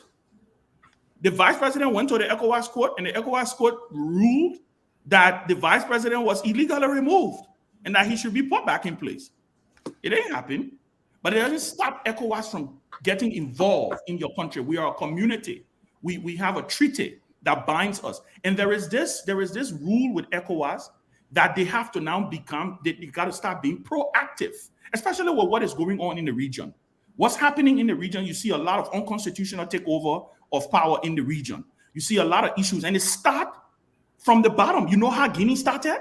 Guinea started when Alpha Condé decided that he was going to change the constitution. ECOWAS didn't say anything. It started when he decided to say, okay, I will change the constitution, then I will go run for president for the third term. And he won, right? And then the next thing you saw problem happening and so and so. So I think what happened, I commend Weah for taking this role, for taking this decision. The second thing is Weah was not saying that he was harassed as a person. He's speaking as the leader of the CDC. He represents about almost half of the voting population in Liberia, at least the people who voted, right? So he has a responsibility to make representation on behalf of his people, his constituents. And I think it is good because at the end of the day, they will be proactive. Why I think one of the things that I think this government or President Boakai has dropped the ball on, one of the things that I think President Boakai has dropped the ball on is his lack of consultation with people across the different spectrum in the country. It's been 7 months since President Boakai became president. I have not heard of one meeting with President Boakai and anybody in the opposition community. This is not about jobs. One of the things Ellen Johnson Sirleaf did very well was she was always engaged. Huh? Stick on the topic. No, I am sticking on the topic. I'm leading to where I'm coming back to exactly what we're talking about while we wrote the letter, right? That letter clearly just states that there's a need for dialogue. There's a need because there's so many things we can do that can be avoided the way without it exploding. Maybe we're taking for granted what happened in Liberia a few days ago. There was a potential for that thing to spiral out of control. We lost a lot on that day even from an economic standpoint. One of the largest taxpayers in our country was not open on that day, right? So there's a lot that could have happened. Could the police have done things different? Yes. Could CDC have done things different? Yes. But you know the key with all of this thing is when people are not talking, when people have the scenario right now in Liberia is us versus them. That's the when you talk to people in Liberia, that's the mantra. So I think there's a need for everybody to calm down, for tensions to simmer. This is by no means in any shape or form saying that the government should not pursue its agenda against with the fight against corruption. Anybody who abused the public trust should be made to account for it. But it also take into consideration the fact that then there's a need for wider consultation and people need to calm down and be able to see how we can do. And guess what? The good news is that ECOWAS is sending a delegation, I think tomorrow or the day after. Well, could we have contact President Boakai? I said President Boakai, president to president. Why are you doing this? Well, you can't say that. You can't say that. You know why? Because in this case, President Boakai is a party to the issue, to the complaint. So you're talking about peace. Where does peace start from? You're talking about peace. But Peabody, that's what I'm saying. Peabody, what I'm saying. Will he not call President Boakai and say, look, President Boakai, what is going on? Why are you sending a man here to do this? This is embarrassing. Peabody, what am I saying? When was do you know when the last time President Weah and President Boakai spoke? So can we talk to? No, I'm coming. I'm going to end on this. You know when the last time President Weah and President Boakai spoke? I don't know. The last time they spoke was the day Weah conceded. So there's no relationship here. They don't have a communication. Unlike Weah and Ellen or Boakai and Ellen and all these other people, I think President Boakai visited Ellen once. All I'm saying is there's no harm in talking. It may not lead to anything, but it gives people an opportunity to be able to engage and to be able to look at things in a much different way. There's a lot that can be solved through diplomacy than through through the ruckus that we witnessed recently in Liberia. That's all I'm saying. Grace, let me bring it, Grace. So tomorrow the head of the ECOWAS Commission, His Excellency Ambassador Umar Aliou Touré, will be arriving in Liberia to meet with President Weah and maybe President Boakai. So what do you expect of his trip to Liberia tomorrow? Because President Weah already wrote and complained that the partisans are being harassed and intimidated. So now, and some of them are in jail right now. So what you expect tomorrow as the ECOWAS Commission chair arrived tomorrow? Well, there's always two sides to a story, and there's the truth. So we all, as right now, we are like standing like spectators. We don't know the nitty gritty of really what happened because CDC explaining their side, the government people explaining their side, the police explaining why they went there, and everybody think their side is right. There is nobody above the law when it comes to the law. You cannot challenge authorities.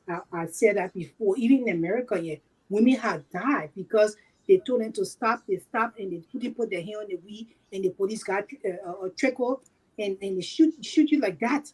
Does it make it right? No, it doesn't. It's not right. But when you in that kind of form of crisis, when you challenge authority, things happen.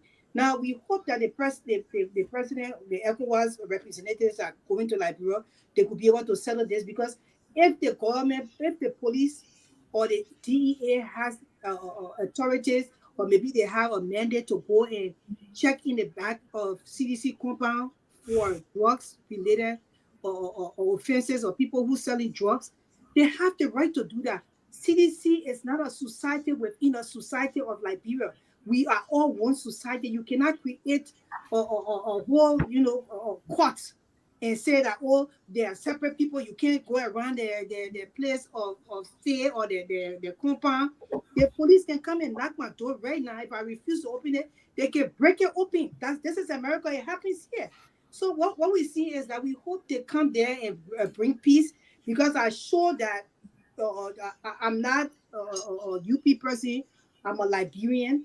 I will always stand with the government that is in power. I did it for Weah when he was president. Certain thing was done. I spoke for him, and I was not part of his party. So I'm just saying that, see, Haitians look at themselves to be different. They are not Liberians. They're supposed to be treated a certain way. They're supposed to carry on a certain way. The threats and things that are going on social media is just so grave that these people feel the need that they can threaten a whole government that is seated over a country. That is saying that people like Ara's Grace saying that he can separate, he can make sure he bring a segregation within the police.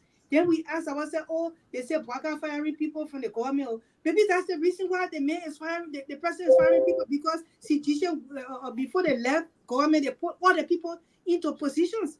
So now Akara's Grace said he got authority over certain portion of the police, that the police will disrespect the police director that is in place. So those things are just like you bringing chaos to the country. And until we can tell the people they cannot continue to do this, it will bring problem to our country. And at the end of the day, the world will blame because he cannot control his partisans. And it's not good for our country. So we hope these people that are going to Liberia, they will be able to listen to both sides and be able to talk sense into the government, and also sense into you are no longer president. You are former president. You have to stay in your lane, brother. You are president. We give you the respect. A lot of things went on in our brother were not right. Nobody will come in the street to fight you, or those protests went on. You allow the people to protest. Sometimes you gaslighted them. You hot water power them. They were still there. Things went on. People got killed. You're seeing CDC people went to University of Liberia, got people from the prison to go and beat somebody who is a handicapped today. So how come now you're going to stop a whole government from going to arrest people who they think are drugs behind your place? Except you're part of the drug cartel behind your building, then you can let the people know. But I don't think you have the power to stop the government from even entering that compound. If they have a rate of paper to go there, they have the right to go there. You cannot stop them. Okay, let me bring Lofa in. So Lofa, okay. First of all, it was a smooth transfer of power from Weah to Boyka. The next thing we saw happen was the issue of tenure position was being targeted. Next thing, President Weah was when he was being he was being accorded the dignity as a former president when he arrived in the country at the airport at the VIP lounge, and there were a lot of stuff behind it too. Then the next thing, they tried to tamper with his security detail. Okay, at one point in time, they told older folks some people who can hardly get on the ground, they were replacing them with social order folks to be a security detail. All that problem was happening. Now, then they started targeting some facilities people at the jobs. We heard about mass layoff and so forth. Now, all these things were happening. They've been happening. So, and they are being cataloged. So now, Lofa, we all know that maybe you're not aware, but from information we have is that the issue on Friday there was a fake rich search and seizure warrant issue. Fake. They tried to get it from the court. They couldn't get it from the court. Went there for some clerk in Yugutan gave them it. Went there and it backfired. So now, and what was happening? The guys who said, "Look, we'll fight back," but instead we said, "Okay, let me meet with you guys and let me complain to ECOWAS," and he did with ECOWAS. So now, what's your take? I mean, with all the provocation that have taken place, you think it's right for him to take that position he's taking out? Let me first of all start with the additional part of the question that was actually made when the question was posed to me. With all of those things, right? I think it's just adding on what we have. I think our focus here right now is the letter written to ECOWAS. And let me say this for you, the sake of our listening audience and the benefit of the general public. The primary responsibility of law enforcement is to protect lives and properties. Knowing this from the perspective of having to serve in the capacity of just educating law enforcement officers on technology related issue, not coming from me as a law enforcement, because I have no law enforcement background.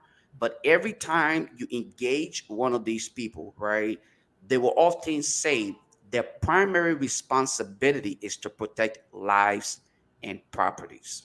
Now, if you result to taking away, as it is stated, it is alleged that somebody died as a result of the law enforcement officers having to break in without a valid warrant. That is concerning. Okay, the warrant, as you spoke of earlier, Tomalin, it was not valid. So what that brings to mind is, how are they operating? Remember that the government's responsibility is not to be an opposition to her citizens. The government's responsibility is to govern. And that's part of the reason why I often say President Boycott lacks the leadership ability. One paramount characteristics of a true leader is the ability to unify.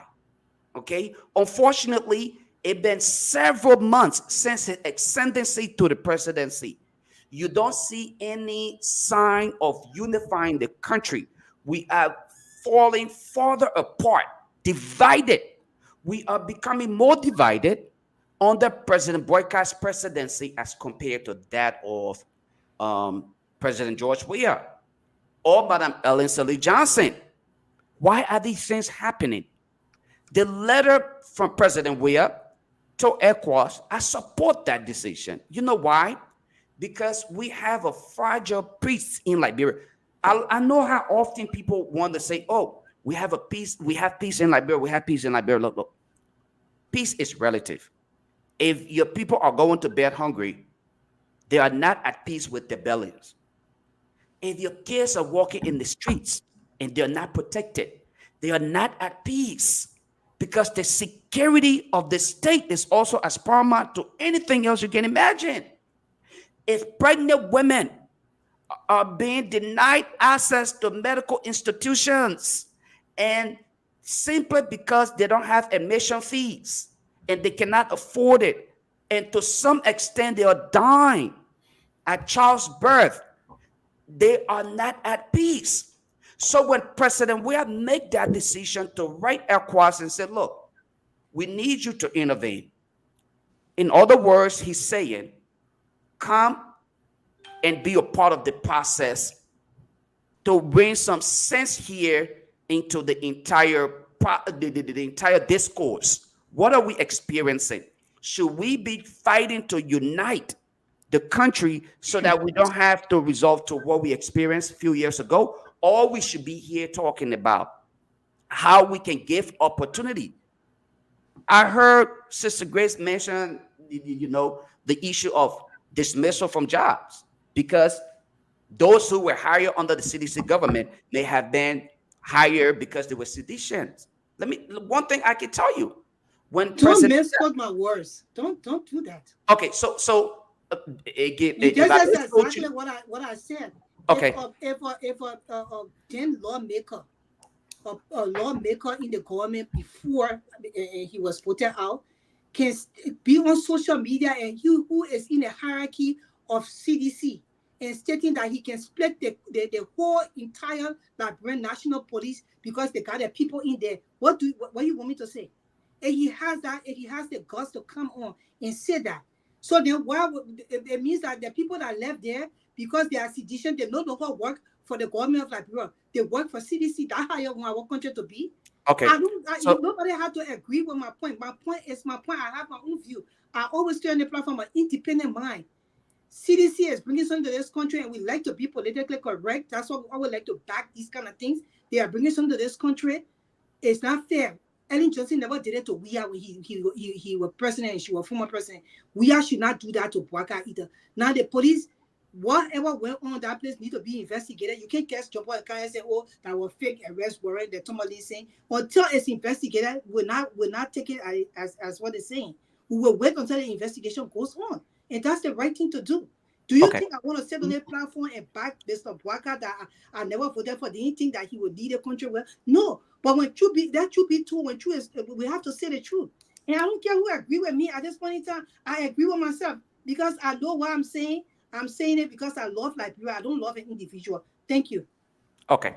So in continuation, so Sis Grace, I'm glad that she made it clarity that, okay, because of Grace's statement that was made, let us not forget that Akaris Gray is a mere citizen, a former lawmaker, currently as a citizen. He's just like every other citizen going forward. What we should consider is the law that governs the state, not an individual statement. The law should actually apply. If the government is concerned about a specific statement made by an individual, let the law be applied. Let us not simply deviate from the constitutional mandates that all of us are supposed to subscribe to and simply say, oh, no, you know what? Because this is happening here. No, because that person was once. No. Now, President Boykai is in power. He controls how things are supposed to be done based on the Constitution. And that's what I'm simply saying. President Weah, in closing, decision to reach out to ECOWAS was a good decision because at this point, what we are experiencing in the country, in addition to Tomalin's narrative of all of the previous incidents, we must be very careful that when President Weah was in power, when women were being abused, we took to the streets, we protested, okay? We spoke against bad governance. When President Boyka comes to power, he is supposed to be experienced and exhibit some level of understanding of good governance. Unfortunately, he's performing dismally and dividing the state further than it has been divided. In order for us to move Liberia forward, we cannot simply continue to apply that, the divide and rule idea and think that this is how we can move Liberia forward. I think the police, as it is stated, and I want to be emphatically clear on my statement. It is stated that the warrant was fake. All right. It is alleged that the warrant was fake. It wasn't authentic based on information from LDEA and other government officials. Okay. Stated that it wasn't right. So if that is not right, what is the police or law enforcement responsibility? It all falls back on their responsibility, the oath that they took. Their oath is to protect lives and property. And in the process, when life is taken away without any justification, that the life of a law enforcement officer was at risk, then it should be concerning to each and every one of us. And we should not look at it based on partisan line. Neither should we look at it based on political institutions. We should look at it based on the fact that those who have been victimized are Liberians. And the perpetrators, or the perpetrators, of course, are also Liberians. But did you watch the video, Lofa? Why you say? Did you watch that video? Did you not see the seditions people? The seditions took huge rock and was throwing it at the police. So if one police had died or two of them had died, what you would be saying here today? So you great. think Great. Can I just simply respond to Grace? Give me 30 seconds, please, if I could.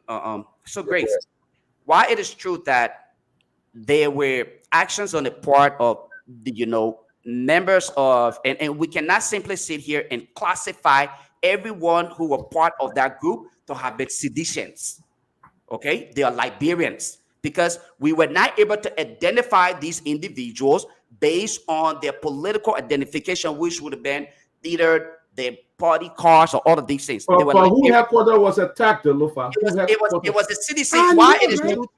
Why it is true that the CDC headquarters was attacked, but you cannot simply say every individual. Well, the people were visits. Chris, can I just? Yeah, but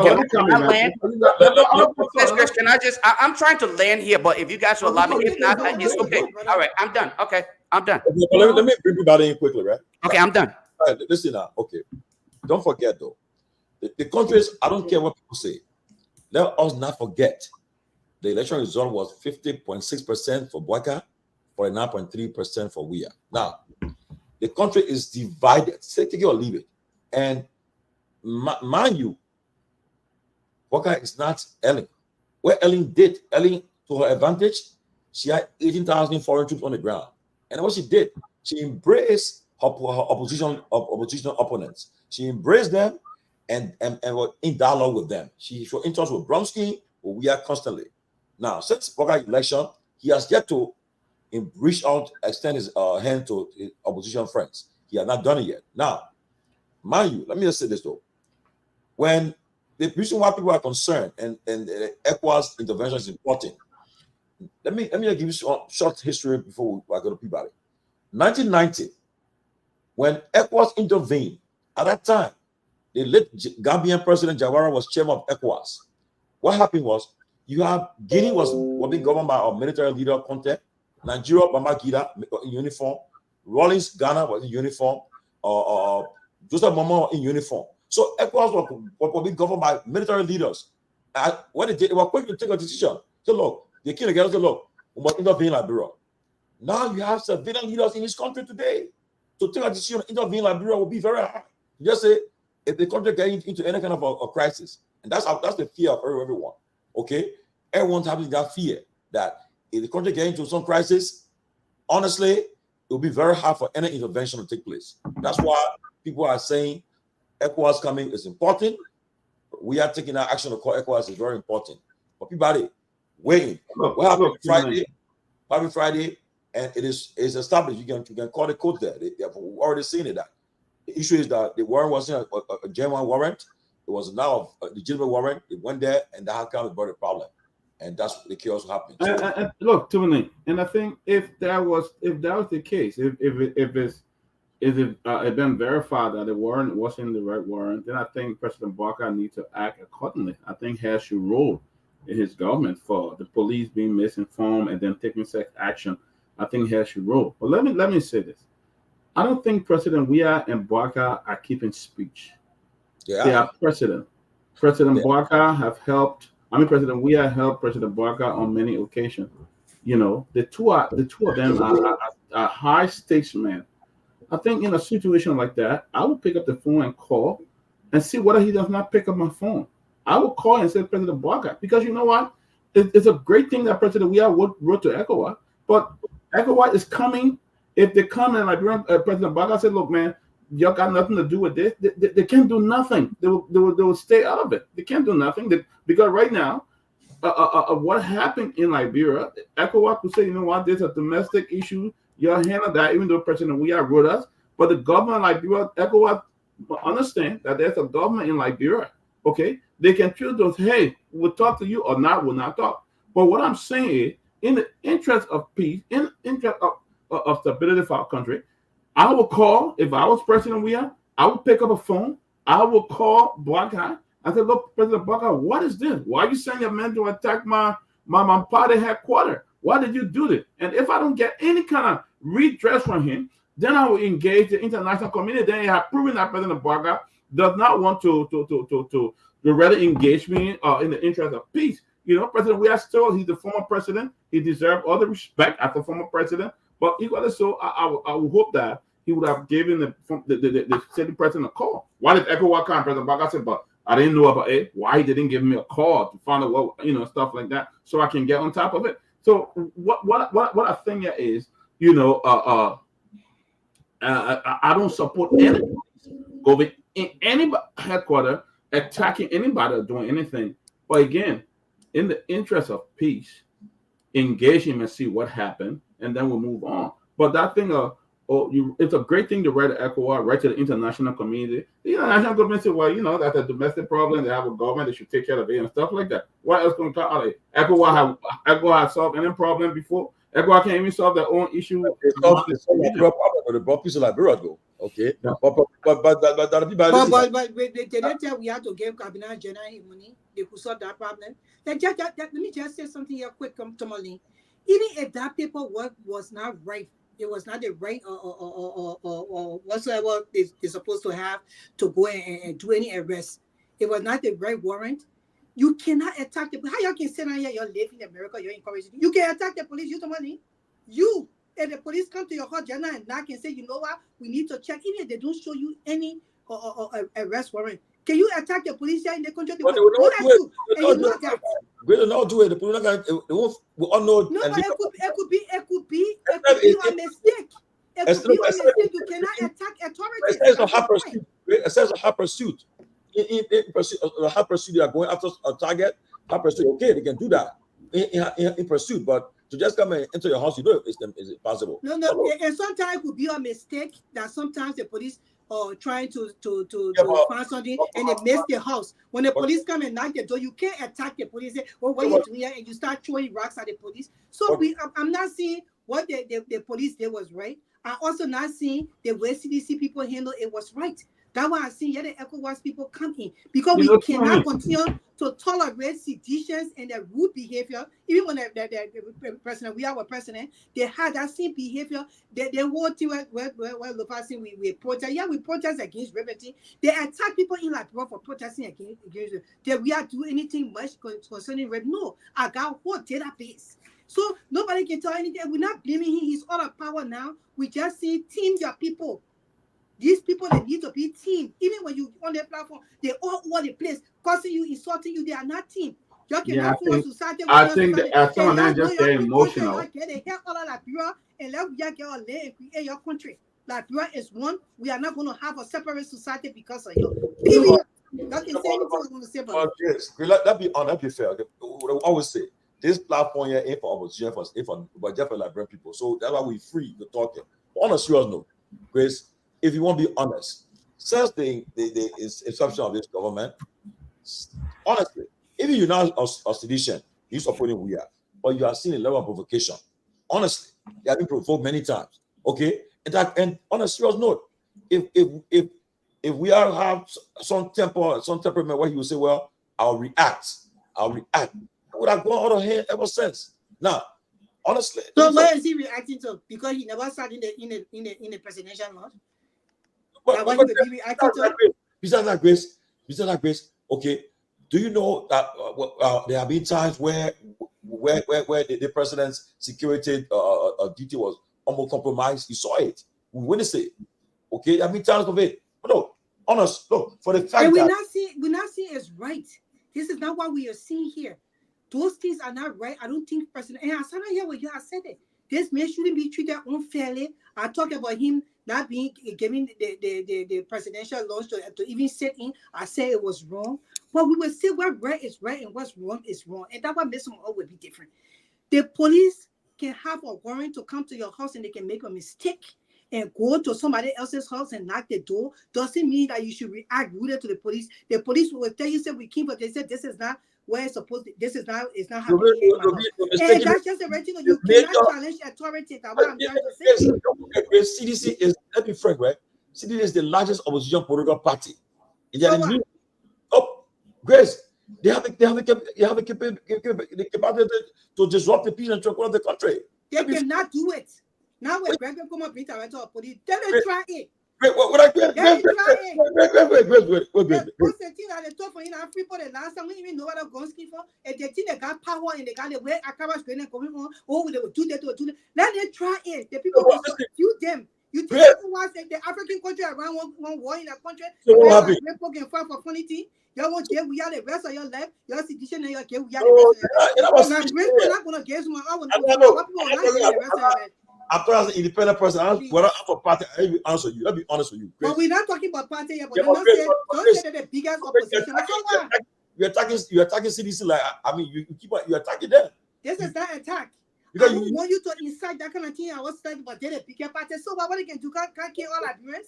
You can like bro, just enough for CDC to run what they let the day when they were president. People were hiding when we were president. People were hiding on their beds and stuff. When they get in the street and make the country look like they were militarizing the country, where you by acting like soil people. That nonsense will stop. Like bro, don't need that kind of society. The police will subdue them if they continue.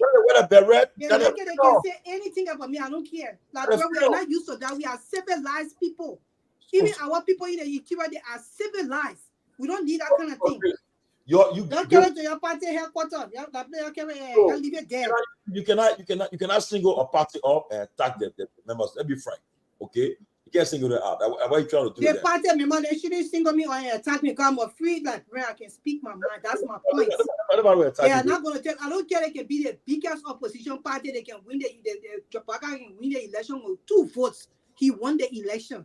And guess what? The government chance to do their job. And guess what? The very day he won election, we were there. Just we are calling him. I was there when he made that call. He had no choice. Grace, the idea he made that call, even at the time his parents were not even happy for it. And we applaud him for that. Yeah, he made that call. But he shouldn't make it. He should leave that in history and let it write in his history. But the way he proceeded now, he the judge we have because he's former president. He asking for too much. They think that he never get any justice, and that's why he asking Baka to do for him. And Baka will not do it. The people need to investigate drugs in the back of the CDC headquarters. They will investigate drugs. How did they think? Are you guys think you guys are an island in Liberia? Then go and find another land and make your own island there. But Liberia, the society will be okay. The police need to do what it's supposed to do, and when they come there and it's not right. And they do what is wrong, you have to take the police to court. They power you take rocks and things, start training at the police. The police too got their training at home. They got their wives, they need to go back home to so they will protect themselves. That's just the right thing to do. I come in look at the good that ECOWAS chairman to Alio to Ray coming to country tomorrow, because honestly, we should never underestimate the power of an opposition party, especially with a party like CDC. Don't underestimate them. They just how you look. So you cannot push them. CDC should never underestimate the government. But that's why you see they're not taking laws into their hands. That's why you see they are calling on the national community to intervene. Say, look, you'll come intervene and you'll talk to what's happening. Which the leader did by writing the ECOWAS and say, look, and other countries said, look, yes, our situation. And writing the date. Okay, but we should not say we should not dare them and say, oh, they can't do nothing, they can push them out of the Liberia. No. They are only expressing themselves as nobody says you push all of that, but they feel they are not part of the Liberian society. They cannot separate themselves from the Liberian society, at my point. They quote here was still says the bigger opposition party. We tired with that. We need to be our country. Is no longer president. He should sit down in his former president position and watch Baka carry on what he's supposed to carry on. Because right now we're talking about that we need to be putting Baka foot to the fire to do things that we want him to accomplish in our country. Instead of focusing on a political party, what feel they are military people wearing barra, oh, this and that. You will say, oh, we don't have time for that. Liberia is a civilized country. We need to move according to that. Our people need help in the interior. They are living there. What happened to in District 2 the other day with vulnerability? You know what happened there? So people lost their lives trying to help Liberia. Those people that fell in that water, they were going there because they want to help Liberians. Vulnerability, what he's doing to try to build bridges in the areas for his people, he's trying to help the country. We should focus on that. And may those people so rest in peace. We don't care about the citizens who feel that they are entitled to things in the country that they are not entitled to. Every Liberian entitled to whatsoever they are entitled to. We are not going to sit there and encourage them to attack police and police to just sit there because they're the largest opposition party in the country. So what? Your time over, the people voted you, or they never trusted we have to go for another 6 years. You have to drink that one with a cup of tea and sleep. That's what you need to do. Lofa, come to Lofa. Okay, so a couple things I feel like I need to, first of all, let us get right. I'm glad that Grace mentioned that our focus should be on the government and what they're supposed to do right, not what CDC is doing wrong. I'm glad that she highlighted that. Great statement, because you know why? If you want those who are much more of the victims here, because the alleged dead body would have been one of those who were protesting. So if we have to focus on what is supposed to be done right, let's focus on what the government is doing wrong. Protesting with rocks. That is the law. That in America, you can go protest with rock. Carry yourself on the road, you're not go protest with rock. They can take it from there, you know. Protesting with rocks and trying to kill the police that just came to make sure they were doing what they were supposed to do. We have to be fair on this platform for Liberia to change. We cannot sit here and continue to do this and try to. The government is supposed to be able to calm the country down. We agree.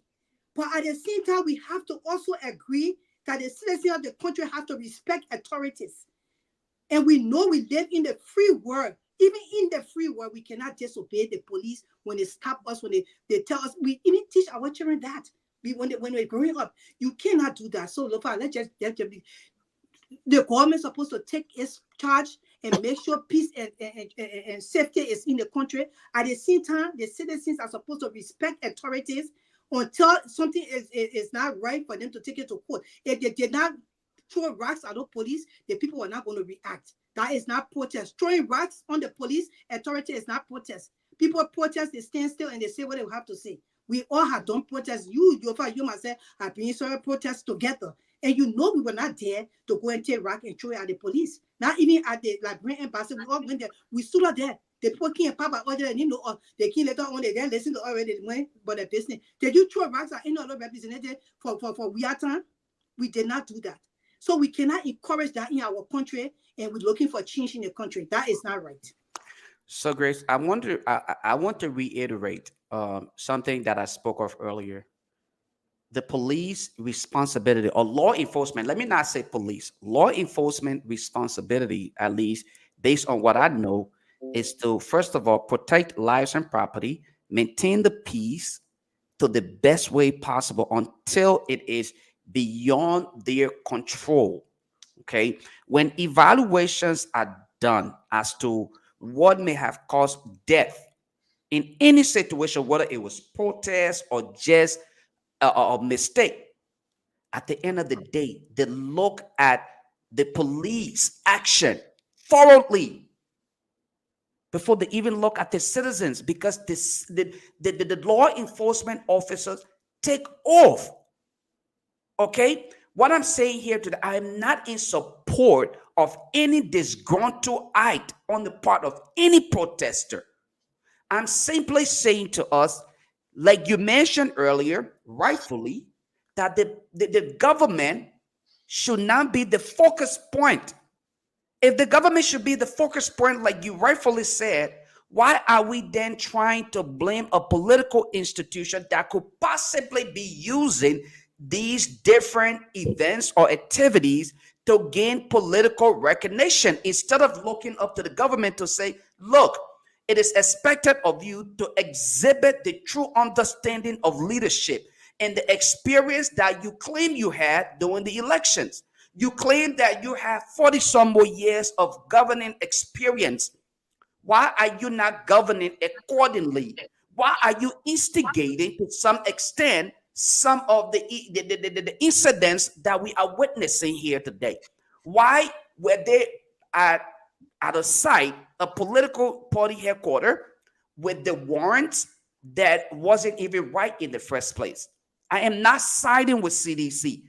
Okay, you and if anyone ever received enough insults from seditions, I can put my hands up and say my mom, my dad, and all relatives in my family received the greatest insults. But at the end of the day, that does not negate the fight that they are Liberians. And if we must govern beyond the length and breadth of the country. All Liberians must be recognized as Liberians, not as political party members. And if we continue to dwell on the fact that people are members of political institutions, then we will never bridge the gap, because we will continue to focus. But they tell CDC that. You should be saying that to the sedition, because they focus on the fact that they are seditions. It's not nobody trying to separate them. They are separating themselves. So you want to tell me that what happened whatsoever the alleged party? How can you come here conclusion and say that, okay, it was the police that killed that person? Didn't you see the video that they were throwing rocks at the police as well? If the police were that disgruntled, you think that more people are going to even die that day? Those kind of big rocks that were thrown at them? So we have to talk on both sides, and Alex Joseph here, so we can get him chance to speak. And Grace, why I understand, and I was trying to land, but then you kept interrupting me, so I kept stopping for you. No, I just interrupted you just now, just right now.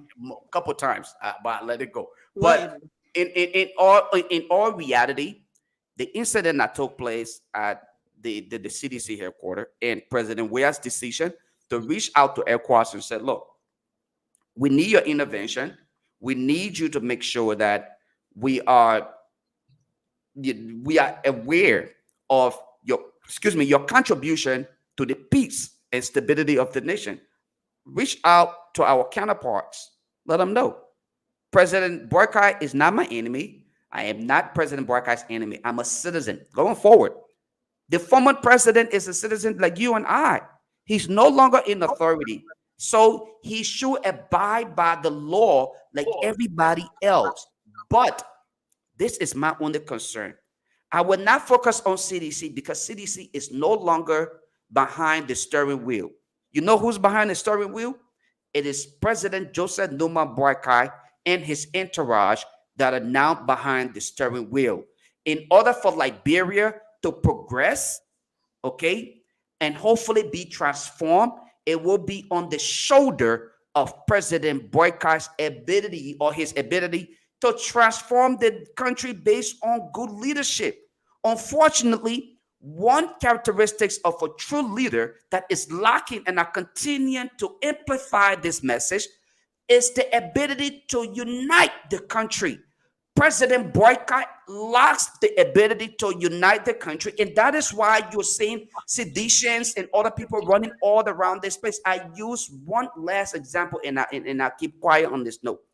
When CDC was in power, it took seditions and opposition political party to get Darius DeLone elected. It wasn't because they felt like they were seditious, so they did not. They saw reason why they needed to elect Darius DeLone. They united under an umbrella to send a message to CDC. So in the mass number voted into office Darius incompetent DeLone. Today, he's serving as a senator. They did not see themselves as sedition. They saw themselves as people who have been victimized based on the poor performance of the leadership at the time. So let us continue to do that. Let us bring ourselves together and hold those in leadership accountable for the dismal performance and refusal to adhere to the cries of the people. If we continue to focus on the division based on political alignments, we will never move Liberia forward, because we will continue to argue among ourselves, and we will deviate from the actual issue on ground: corruption, and other things that we're supposed to be focusing on and educating our people on, highlighting those issues in our country, we will be distracted by those simple things that we can handle behind a closed door and highlight the issue of corruption and failure on the part of members in leadership. Thank you.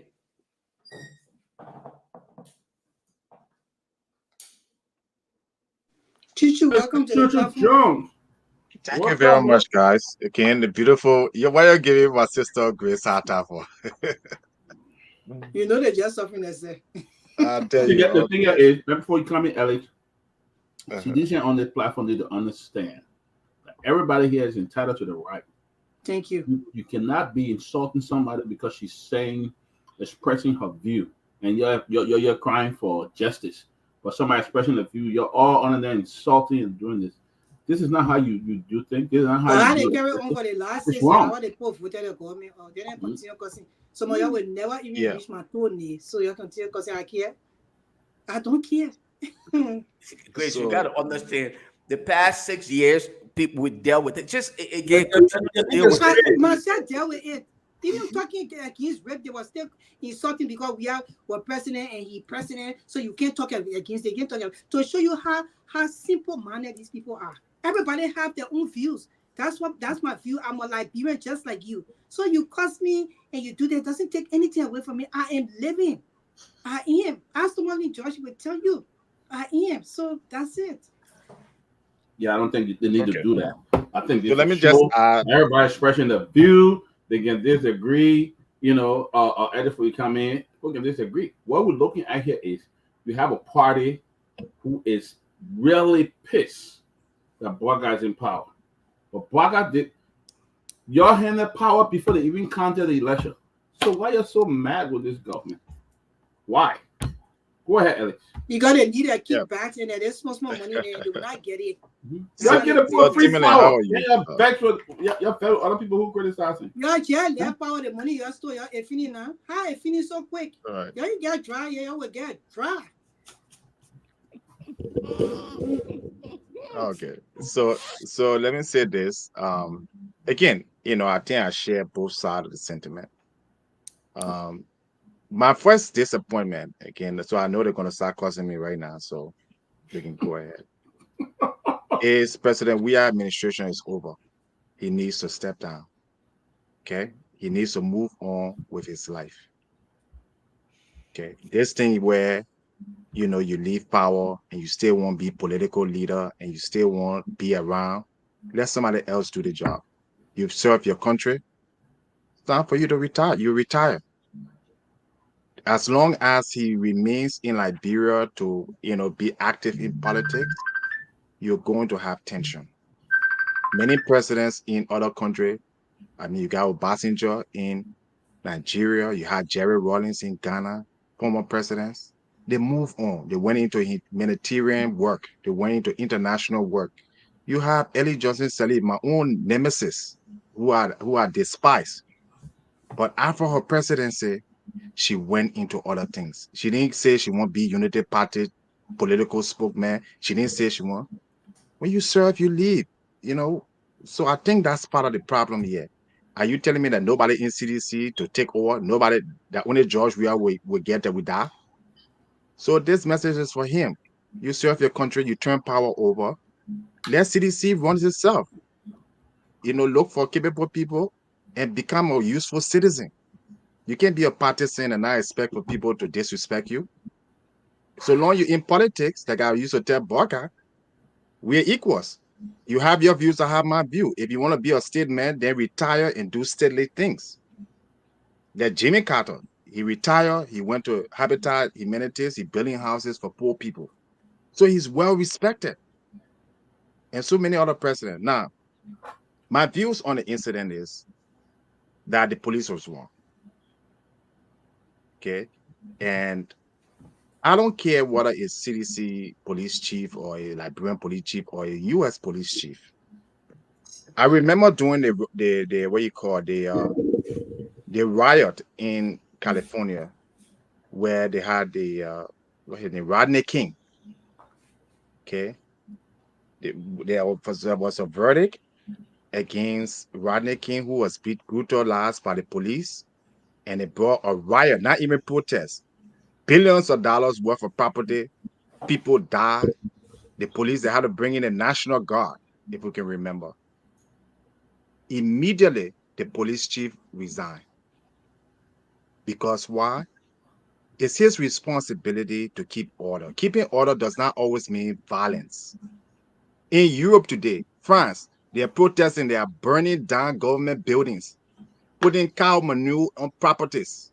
How many people have gotten shot? Yep. So this thing here, every time there's a protest, then the police got to open fire, will lead us nothing to another war. Because you kill somebody's brother or sister, what you wanted to do? Retaliate. Police mean, controlling your police, you took an oath to save and protect. I have seen police here where college students will be fighting, throwing things at police, individual fighting. Yes. The police, in the cases where the police use violence, they go to jail sometimes. We saw George Floyd in Minnesota. The police chief had to resign. The mayor had to resign. So the thing that Gregory Cuomo doing, every time there will be violence in every country. There will be protests in every country. There will be riot in every country. Whether in France, the Netherlands, Europe, anywhere. So every time you have school children that are violent and cause disruption, you go to open fire. You're not a military. Even where peacekeepers are in the country, who are military forces, they exercise restraint. So he's been very incapable in terms of maintaining peace in Liberia. You saw it in King George. How many people died? Property will be destroyed. When citizens are angry, they will destroy property. It happened right here. Police stations were burned down. People marched on the Capitol, went into the Capitol building. How many people were shot? How many people were killed? So there's no justification for using lethal force, in these two situations. It's wrong and it's very unprofessional. There are many things you could have done. You could have encircled the place, all right, and stand down and call for negotiators. The people are not going to sleep in the CDC headquarters. But anytime a police person draw a weapon on a peaceful citizen, it should be a last resort. Nobody use guns. But Yeah, Mark, the police. Akawas Grekin, and he and the police had a negotiation, and he told the police to step back. The people went back. They stood back, but the people was throwing rocks at the police. Now, I'm not saying that the police should have retaliated for anybody to die. That's Correct. not what I'm saying. But what Correct. I'm saying is that the way these people the way they carry on like that, to the police too, they got blood running in their veins. There are somebody people. And I totally agree. Like I said, the CDC party is disjointed. They do not have proper leadership. Is not helping the situation because they don't. Where CDC leadership? They are a party that were in power for 6 years, so they got their own problems. I agree, they have their own problem, and they're not contributing in any way, to society. They're involved in a whole bunch of corruption. They are supporting people who are accused of corruption. There's very same people who are responsible today for their lives, but no schools and hospitals. So they got their own problem. We condemn it all the time. But what I'm saying, as a police chief, someone who is well equipped, you cannot tell me that anytime there's a protest, you order your soldiers to shoot. Like I just cited 2 examples. And I can go right now. We can go in Europe. They are protesting all around Europe. The protesters are if I don't even protest, it's a riot. They are burning down public buildings. While the police in Europe do not open fire on the crowd. Because they are trained and they understand public tension. It'd be going on for months. Now hours, now days, months. So why is it that every time this man orders police to open fire, it's not right? Okay. That's how you have, in Kenya, they burn down the parliament. You can use tear gas. Tear gas is fine, except all the police are equipped with gear that if you throw object at them, they will be mostly secure. They have riot police. They have equipment. They are trained for crowd control. What we're spending all the money on the police to buy all the equipment when they opening fire on crowd. So we shouldn't back that part. He is wrong, and I think he should resign because there's been 2 incidences where people had died unnecessarily for opening fire. It's like trigger happy. It's not the only country. In China, people protest. During the coronavirus, people protested. I have protested in America where the police were there and nobody can open fire on anybody. So this thing he's doing, he is fully responsible for it, and he is, he cannot control the situation. People protesting, encircle the place, let them stay. Yeah, there you go. Thank you. All you see is tear gas. They're burning buildings. These are farmers. These are people. They've been doing it for months. Thank you. You're Lofa. not sure that to our people so they can go point. Well, the fact about it is, Grace, Yeah, the 2 wrongs cannot make a right. The people are wrong to if you violate the law. Nobody here saying that people violate the law, they should let go. Even the people in the Capitol Hill, most of them were arrested. Most of them now facing felony. But what the police did, the police stood down, they isolated the situation, they took their time, they investigated, and those who were involved did not facing criminal And you are charges. right. Alex, you want to compare Liberia to Thank that you. of America, a developed country. It's almost Why Yeah, not? but Why not? Gregory Cuomo, Why not? Why not? Dr. There's something Peabody, called culture Gregory Cuomo went to relativism. Harvard, I think. You- Gregory Cuomo studied in America. Gregory Cuomo is trained in America. He's trained in policing and law enforcement. I'm not a police officer, but I can read. you know, let me And say I'm this, citing right? you situation where I would have known better if I were police director to say, you know what, stand down and don't open fire. Let them throw their rocks. I mean, they were wrong for shooting, killing people. They were Exactly. wrong. They were wrong. That's my But point. you know what I'm saying is, there's no way we can compare it to that of America because, like, if you burn one part of the city, Okay, what about Kenya? well, Kenya is far ahead of Liberia. Kenya well developed. But how are we going to get fire here? How are we not going to enter in another war or instability when we're always using the wrong Whatever the situation was, it was wrong for them to have gone there and even attack those people, knowing that they had a fake warrant. They were wrong, totally wrong. Exactly. The use of lethal force should be a last resort. Okay. Yeah. And I don't think anything warrants when using lethal force. But I say that. Let me just clarify something. Alex Jones. Every party like CDC, their own constitution, right? The constitution on CDC, they allow you when you stand up political leader for 6 years. When you go to convention, they can choose a new political leader. So right now, we are the last stand up bearer, so he's the political leader of the party. Under the go to convention and choose the new leader. And number 2, he just 57 years old. The man can still run for another term. So, but I think if the man retire, He's trying to run for another yeah, term. but My advice to him. when you say the man move for that, No. What I'm saying here, and this is a friendly advice. for the sake Okay. and mind you, look, it's important that you have these leaders around. Look, let me tell you something. Me give an example, right? Let's go. When Ellen was president, at that time I was very active in CDC at national level. Look, do you know that? So keep that peace in Liberia. Ellen, they show that she was interested in Weah and Brownskin at the time. That can make Weah peace ambassador. Because look, you cannot say you'll be an island alone. But have that rapport with your opposition. Your opposition. Because if anything should happen right now, who will you call?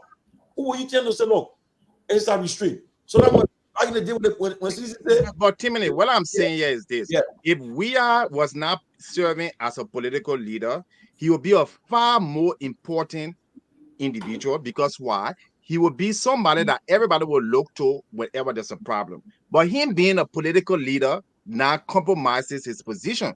When he was peace, even though he was peace ambassador for Liberia, but I did not see him in any active role in terms of politics.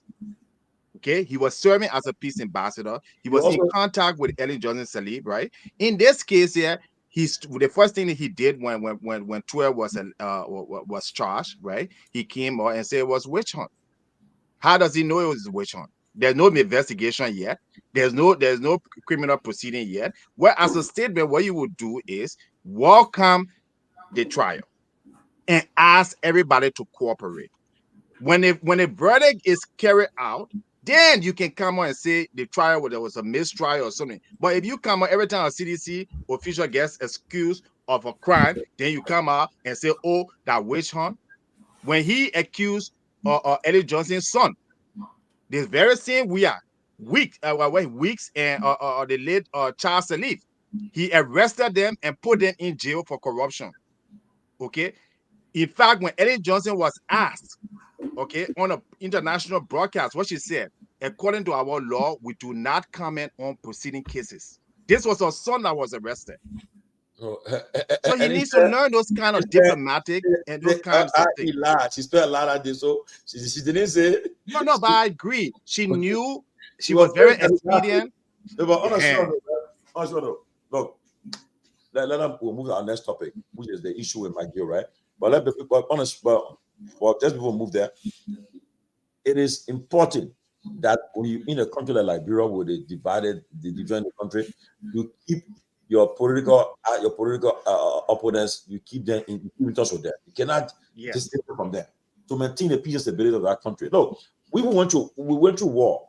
From what I see, you don't want to see that country go, because look, if the people start resisting and fighting back, look, going back, I'll be frank, people get out of hand, and then who will come in this situation? So look, let us thank let's continue to pray for peace, and we're happy that the road that the ECOWAS are being called the intervene. Let them intervene tomorrow. And hear what he will say tomorrow when the men arrive. Let him be with the two leaders and see what happens. But guys, on Lofa, let's start Lofa. What's your take on the issue of McGill filing a prohibition against? But mind you now, the Justice in Chamber, Justice Kabar, I think the issue of a stay order today on the issue involving Tue and others for that 6 million economic sabotage case. He has put a stay order on that case now. So right now there's a stay order on the case. But what's your take on McGill's prohibition he a lawyer filed for him in the court today? What's your take on it? But just get your lay, man. Well, I mean, again, coming from a man who is not a legal practitioner, I think in adherence to the law, I don't see a problem. I don't have any problem with his decision. Now, if it is honored by the legal system, that's what it is. If it's denied, then that is in the best interest of maybe the Constitution or the legal book that they are supposed to follow. But here's my thing, right? I hear a lot of people are complaining with this issue of witch hunt. This is where I come in to say we need to stop this nonsense. If you are brave enough to steal from the country, you should be prosecuted. Do the crime, serve the time. This is a regular saying. If you grew up in any of the hoods, okay, like Park Hill and other places, Staten Island, there's a normal saying. Do the crime, serve the time. Okay, if you're willing to go ahead and do something wrong, you should be willing to serve the time. So whatever proceeding that is required legally, I think we should not walk away from that. We should allow the law to take its course. And I'm glad that at least McGill, one of those whom I have total disagreement with. I don't know how in the world this man is even serving as a senator. It is disgusting to think about, but at the end of the day, he is a senator. He represents Liberians, and every Liberian must respect decisions made in his interest, on his behalf, I mean, by the state. So I would say to you, hey, guess what? If that's what it is, if it is accepted, then that's what it is. We cannot fight it. But I honestly think that the likes of McGill, Tour, and other people should not be anywhere around governance. That's going to be the Tour should not be anywhere around government. McGill should not be anywhere around government. Your cut head, cut neck chicken, Lester Tennant, who runs around with this self-proclaimed educated man and master's degree holder, should not be anywhere around government anyway. He attempting to criticize CDC because he's not satisfied, or he wasn't satisfied with what he got from CDC. So he's throwing all of the insults and jabs at President Weah today. He himself should not be anywhere. But I will focus on what we are talking about and discuss that another day. My short response here is, if he's following the law, I think we should respect him for the mere fact that he's adhering to the law. So be it. The body. What you make up about McGill filing for prohibition for that whatever action he did as Minister of State is covered by presidential immunity? Do you agree with that? You muted. Body. Sorry, yeah. Look, Yeah. I was wrong other in saying that, I'm limited when it comes to the legal part of that. But I think if it is within the law, I think the law must take a course. The law is the law, but I'm just questioning why when they remove others, they could not put rid of prohibition on those kind of things, like other people that were removed earlier in part of this government that were removed from their job and replaced by other people, So, but if it's in his right to do it, why not the law take a course? That's Liberia for you. That's Liberia. You got a lot of people who were sanctioned, and they were elected. So that's the law. Let the law take a course. If he's entitled to that right and having immunity as senator, not to be charged, then it should take a course. Okay. Tuju. So again, I know I'm going to be very controversial on this.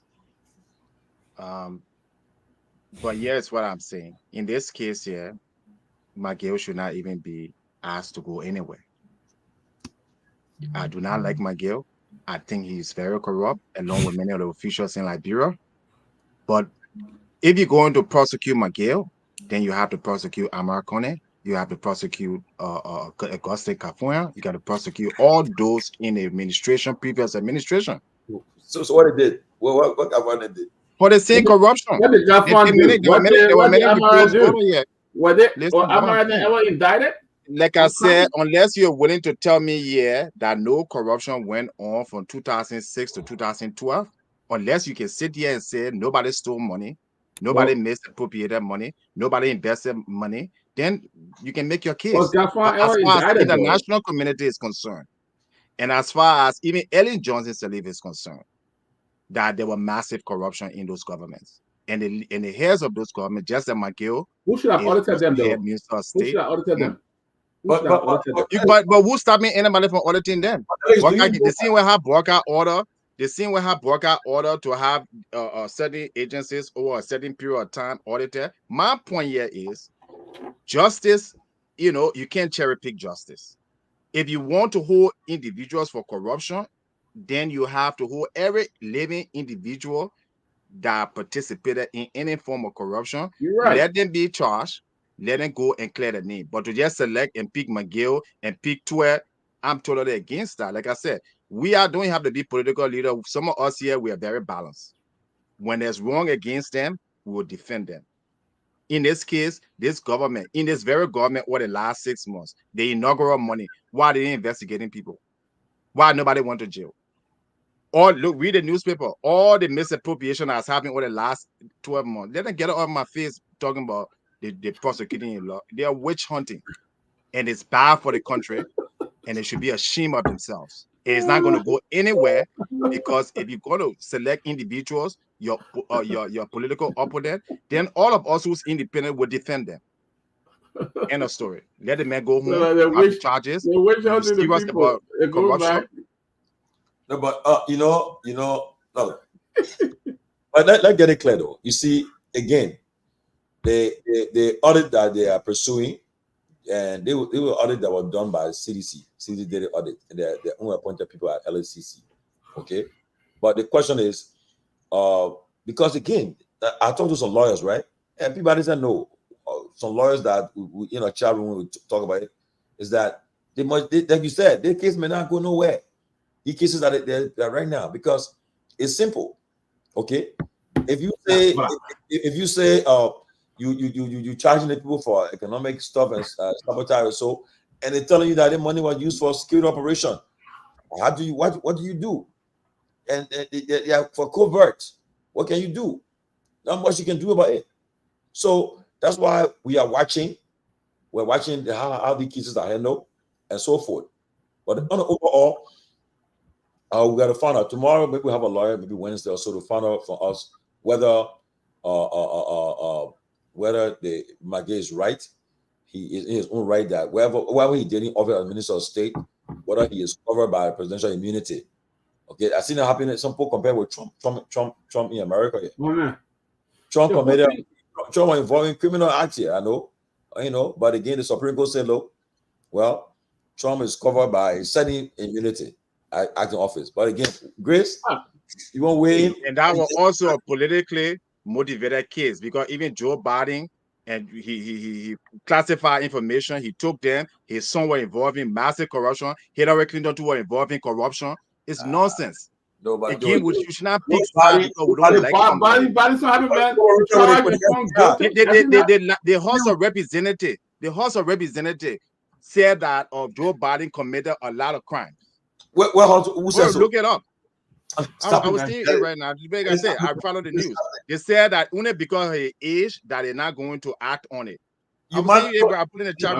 That's not true. That's not true. That's what I'm saying. My own, I have facts, so I'll put it. Biden's son was found guilty and about to be sentenced. Yes. Trump refused. They even gave notice to him. He refused. He was holding on to it. But Biden said, you're not talking about Trump yet. Let's go back to all that. Don't bring Trump in here. Trump did not refuse. The reason why they hold on to Trump stuff right now because he's running for president. If he doesn't win, he will still be held accountable after he wins. And he refused to check Mar-a-Lago for the document. He refused. That one he refused. There are a lot of breaking news on the yellow machine, though. So can I talk about Nathaniel McGill? Okay, Nathaniel McGill. So he claims. I heard some people saying that he said that it were orders from the president. So if the president tell you to go kill somebody, you go kill him. The protection that the Constitution has doesn't cover orders from the president. It covers the president when he admits the act. So you, McGill, you will have to pay for what you did, because Bernie Sanders went to prison. When he said Ellen Johnson told him to do certain things and he did it, he went to prison. Ellen Johnson was flying her private jet over the prison, not her private jet, but she was flying all over the prison, living her life. And he was denied a seat in the Senate because of that. So how now you can't tell us now because we are order you, so therefore you got immunity because the president. You think you're coming to play with our Constitution? But you need to look. I will give you free consultancy. We'll find something in our Constitution to nail Nathaniel McGill for his crime. You're looking into that Constitution deep. Let that man go to prison. We're not here for that. All of them will pass down. They don't be accountable for the money they stole. We're not going to allow it to happen. They will be held accountable. But let me say this. So, look, I will say again. I repeat. I'm all for the prosecution of those who betray the public trust. I'm all for the audits and so forth. But let us do it fairly. We should not cherry pick. Let's be fair when we do it. What's your definition of fairly? Be fair. That means you should not just if you know that the audit, you got several audits in front of you. Make sure you take all the audits, do it holistically. Take all audits together. Don't just see the one that involving people from CDC or where people. The government don't have the logistics to do that right now. The government can choose to start where they start. And you know, I will not be sitting down here talking for the government. I think not hurting me. But you say that you have to say the government can choose to start where they start when they hard work push until they can have the full logistics where they want to start. They want to start. No. What about CDC people, right? Good. All the auditors that die for no reason. How they call her say Gifty Lama, like the one that held me to the everybody.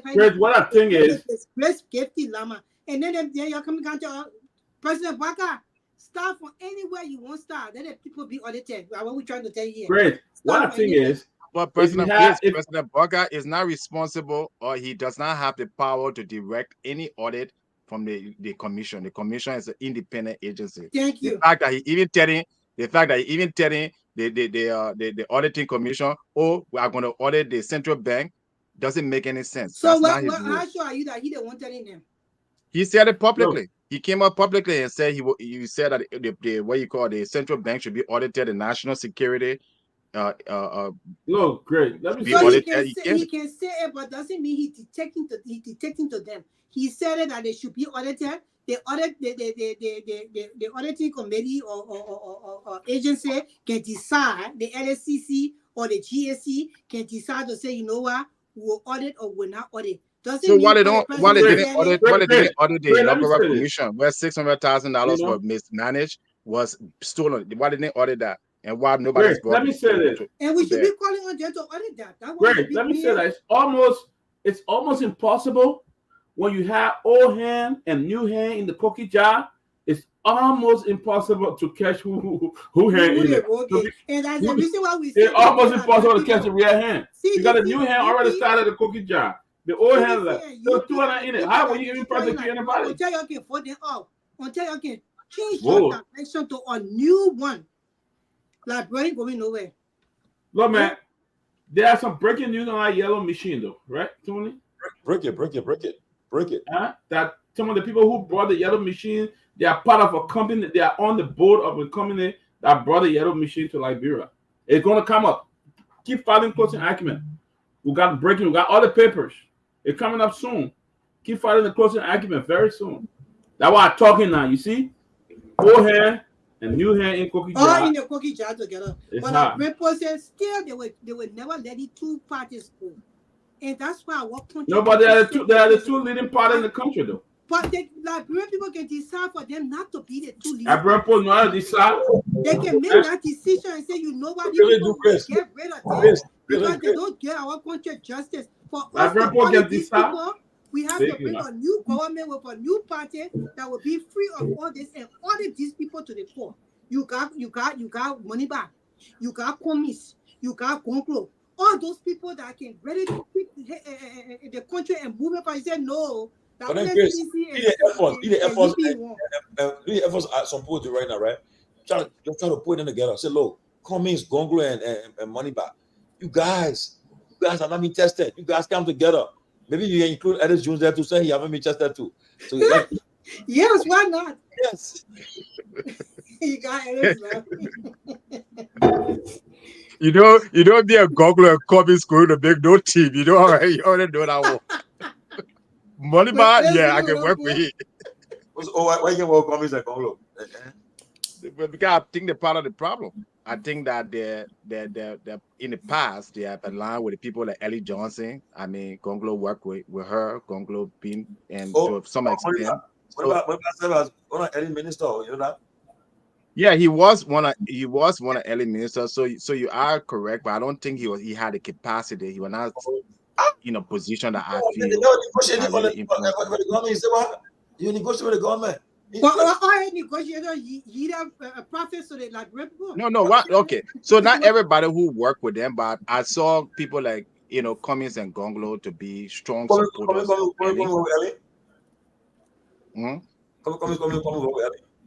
Cummings. I didn't hear you. Cummings work with Ellie. Yeah, Cummings work. He was at International Bank. He was chairman. He also at PWI. He was a close advisor of company of Ellie. So on PWI board at all, and that was no. But what I'm saying here, listen. What I'm saying is Cummings and Borka. Remember Cummings joined the CPB and Borka when I condemned that action. Cummings should have been condemning Borka from way back. Right? So, but listen, that's my preference. Like I said, maybe Moneybag and younger people are more biased towards them, and I will admit that because I feel that they have not been given a chance. I think Gonglo should be retiring now. Let other people come to the field. He had his time. He had his youth. So that's just my view. You want Calabu to come on the show now?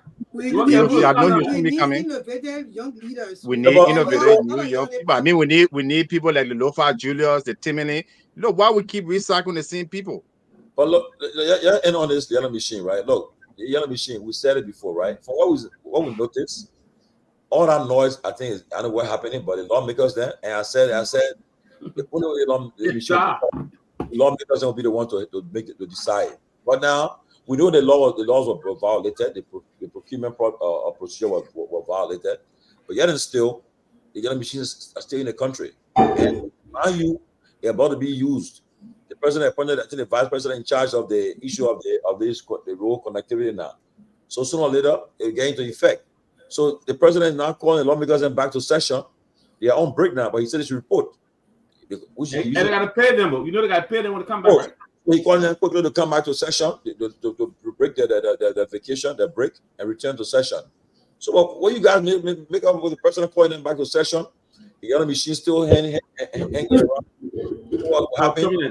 There are report out there. There are report out there that Mama Ability is a direct representative of that company to Liberia. So she knows exactly about that yellow machine.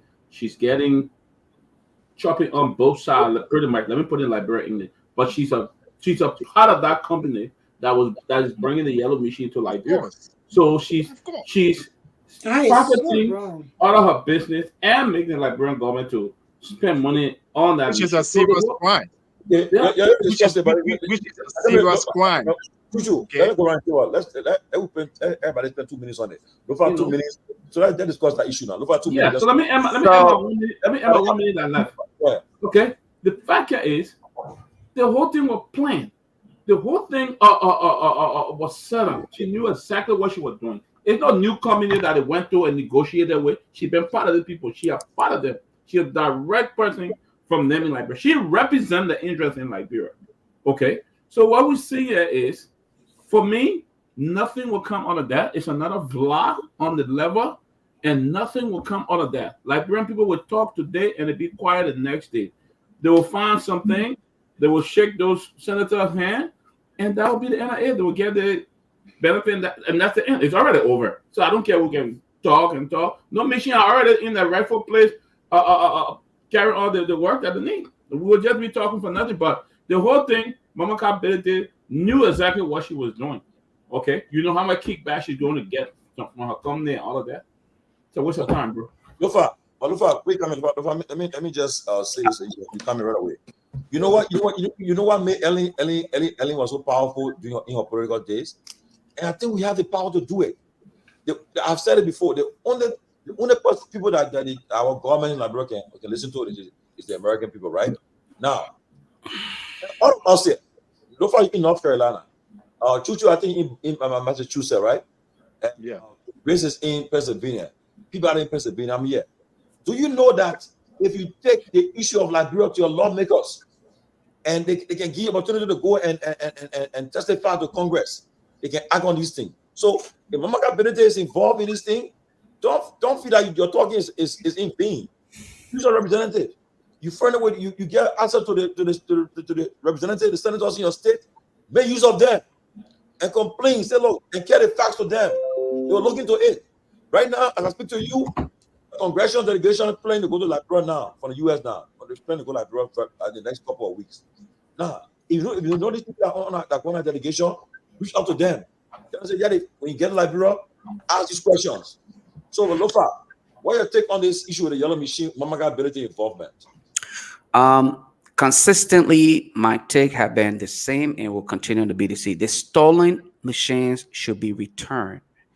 Honorable Borkai and Mama Ability both have my support.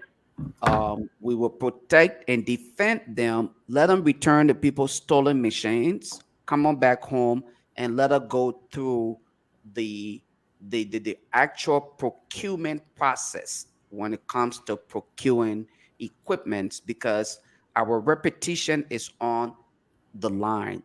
Again, they have to do with Liberia. They have to do a lot with the people. You and I will have to travel through Ghana one of these days, okay? And the Ghanaians will look at you and I and say, you are from the country that stole our buses and you had to return it. And then we may have to travel to one of the countries where the stolen yellow machines were taken from by President Boykai and that of Madam Mama Peabody, and then we will have to say disgracefully and justify their action. The reason why I'm referencing these decisions as it is as stolen is because if you don't follow the process, if it is not done right, it is not done at all. They understand and they have the procurement process in their possession. President Boycott connived with Madame Biddy to steal those equipment and bring them secretly in the country at the expense of the people, taxpayers, because where it is being stored, okay, where those equipments are, if it was any regular business to have them put over there, remember they will have to pay storage fee or however it is termed. But guess what? Because Mama Kabidity, President Boycott are part of the entire stealing of these equipment, so they are just being staged over there at the expense of Liberians. So what do we do then? We are simply asking, and we are in support of our government and trying to protect ourselves from disgrace to the outside world and say, let these people take the equipment back to where it came from, go through the proper procurement process, because all of us encourage the idea of rural rehabilitation or development. Who wouldn't want the county highway to be rehabilitated so that we can have adequate transportation, okay, access to food? It's unfortunate that we are sitting here and making this to seem like it's normal, it's okay that people can still continuously we embarrass ourselves. And that's the reason why I can say, and I close on this note, the reason why very often we are okay with making this a statement, which have become much more of a cliche in my mind. We can't compare ourselves with America. You know why? It's because we have accepted that bad things is okay in Liberia, and just let it fly. No bad things. We are smarter than the Caucasians, and I can put my neck on the ground. But we have refused to exhibit the intelligence that we are birthed with. So for that reason, they continue to just excel, and we continue to regress because the intelligence we were given by God divine intervention, we continue to ignore that reality and just walk away from it. We can be far better than the Caucasian or the Western world if we were sincere in our fight for development. Unfortunately, that is not the case. And that is the reason why I'm appealing to President Boycott, Mama Kabidity, and the rest of the UP entourage to return the stolen yellow equipments and procure them adequately so that we can be proud that our government purchased equipment and we are now investing in agriculture, road development, and other things that are meaningful to Liberia. Until then, I think it's a disgrace to all of us Liberians. We should be embarrassed of our government and ourselves. Grace, you know very well that those other machines not going back. You know, when I put on the ship with 10 back, they're not going where it come from. That one, let's leave that one. It's not going to happen. But Grace, look, I will say again, there's a U.S. delegation that's going to Liberia soon, or congressional delegation. They are in the works right now. They are going to Liberia very soon. We're working there, is in the work. So the best we can do. We in America, you have that power, you have that access. You can use your go through. Even the ambassador, we have an ambassador on the ground now. The ambassador Toners on the ground. You can send emails to them. Floor the officer the email. Say, look, our lawmakers, they're not in a position to help us because they're all compromised too with the executive. They're in bed with the executive. So right now we can depend on them. But you can go through the powers of your lawmakers in this country. Say, look, we are paying taxes in Liberia. Go through them. Say, look, right now, as you guys go to Liberia, these other machines is questionable. And when you guys look into it, investigate what happened, and you can call the some people that are involved. And I can tell you, look, when you start to put that pressure, that power on these people, things will happen. And I can tell you right now, some of them watching us now, they are worried that these guys want to pursue us through the higher authorities on their side. You can do it. So Grace, what's the tick? You think you guys can utilize your access to the lawmakers on this side and get them involved? Say, look, The people who elected to help us, they're not helping us. They are not doing it for us. They are doing their own thing. But when you are to intervene, to ask the question, how the yellow machine how will they procure, and what's going to happen? I mean, because they enough for free. You know that one. Nobody gave anybody free lunch. But Grace, so come in, Grace. Yeah. Tomalin, I think you're right, and we have done it before. We have written, especially with the last government were in power. We wrote during Ellington, certain things we wrote, and they were accomplished. I'm telling you, they got Liberians. Someone they're not even on the Facebook. They don't even talk about you will not see them. They will be writing. We encourage all Liberians to do that. The procurement process, like Lofa is saying, is very important because it gives accountability. It will give other the machines that will be ordered to the country will make sure that those machines are right for the country. Means that everything on their fix. If it's spoiled, you can always send it. All those things that are into the procurement process.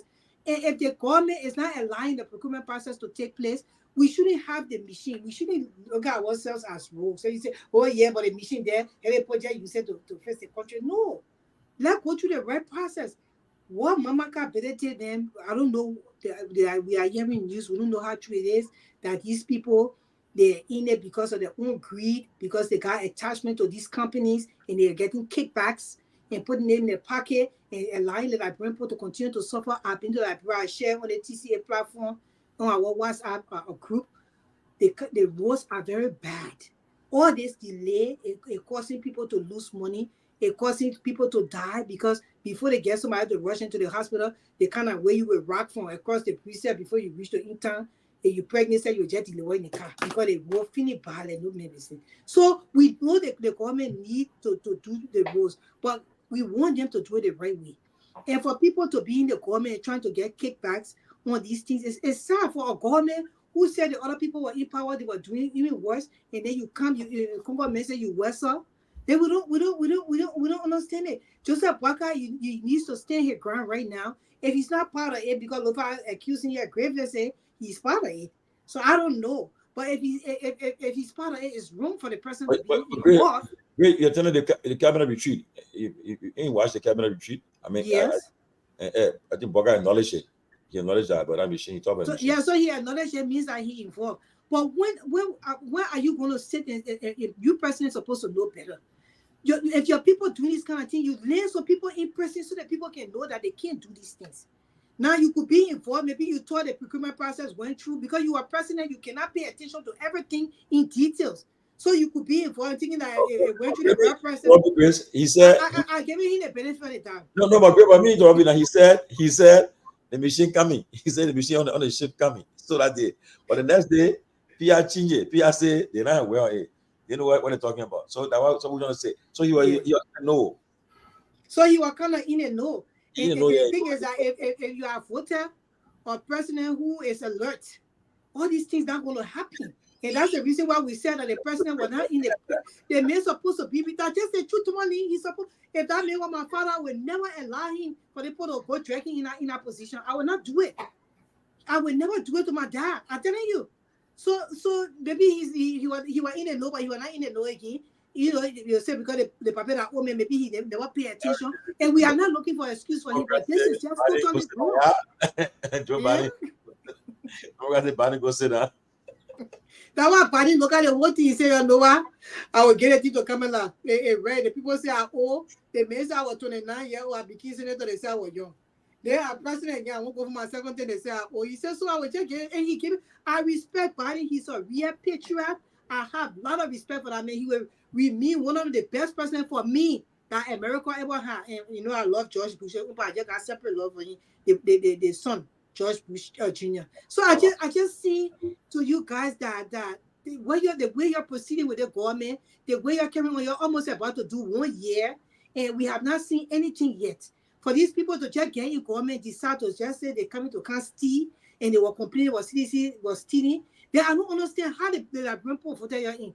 Seriously, they were just supposed to put CDC there and remove position, and we're going to continue to run on the economy. Let me tell you, Kev has answered on the platform. Oh, crazy loud, because you know Kev, he bring just taking one side. Sorry, Kev. You know I love you, my brother, but that's true. We telling you on the platform say we We the one made Bakari seller to refuse your contract to be lobbyist. Say that lie. I got letter to put the reply us. So I just look at it and like, because we like Prince, we still not with the right. On the money, we are government. Yes, we did. Because we don't need lobbyists coming in our country. While we just saying some future in our rep, we send him pictures and videos. Say, look at this. So go and lobby for that kind of government and see what it would do. So then that's the kind of thing like Prince should be doing. See, DJ, I know you're getting ready for me, man. Say, how you get time for you? So that but it's not the time. What Tomalin said, we have to pick up one of, for me. I would write. I always writing, but my thing is how many librarians would write. You did it for Stanton with this whole court case with him. A lot of librarians were affluent. A lot of your word that why his sentence was even leaning. A lot of your word that he doing things in the community, this and that. They should pardon him, this and that. I have that. I got that information. So why you looking right now for your country to change? How? So your pickup pen is not hard. Just write your representative and send an email to him. He will receive it. So like work can come back to where or better than where it was. And I always say my last statement before I close. Until you can focus, your future generation of children will be doomed.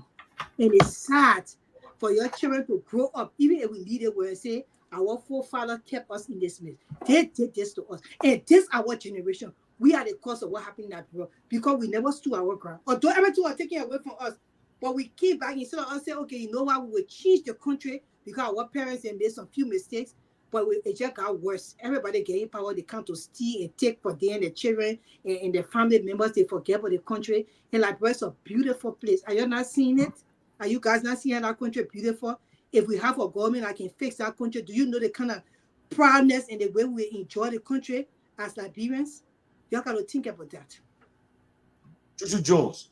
So all the people that the delegation are going to Liberia, you think Okay. So the fact is, I will not ask them to do anything.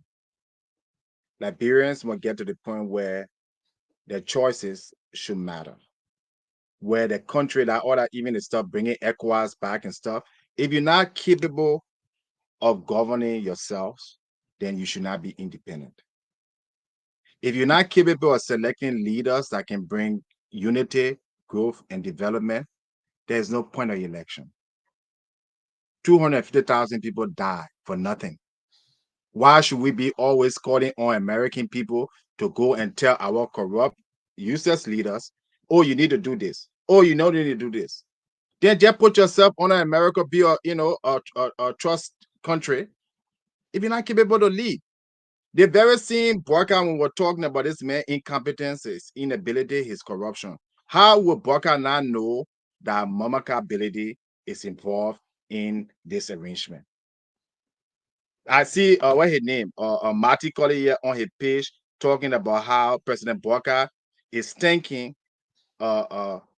Pearson, right?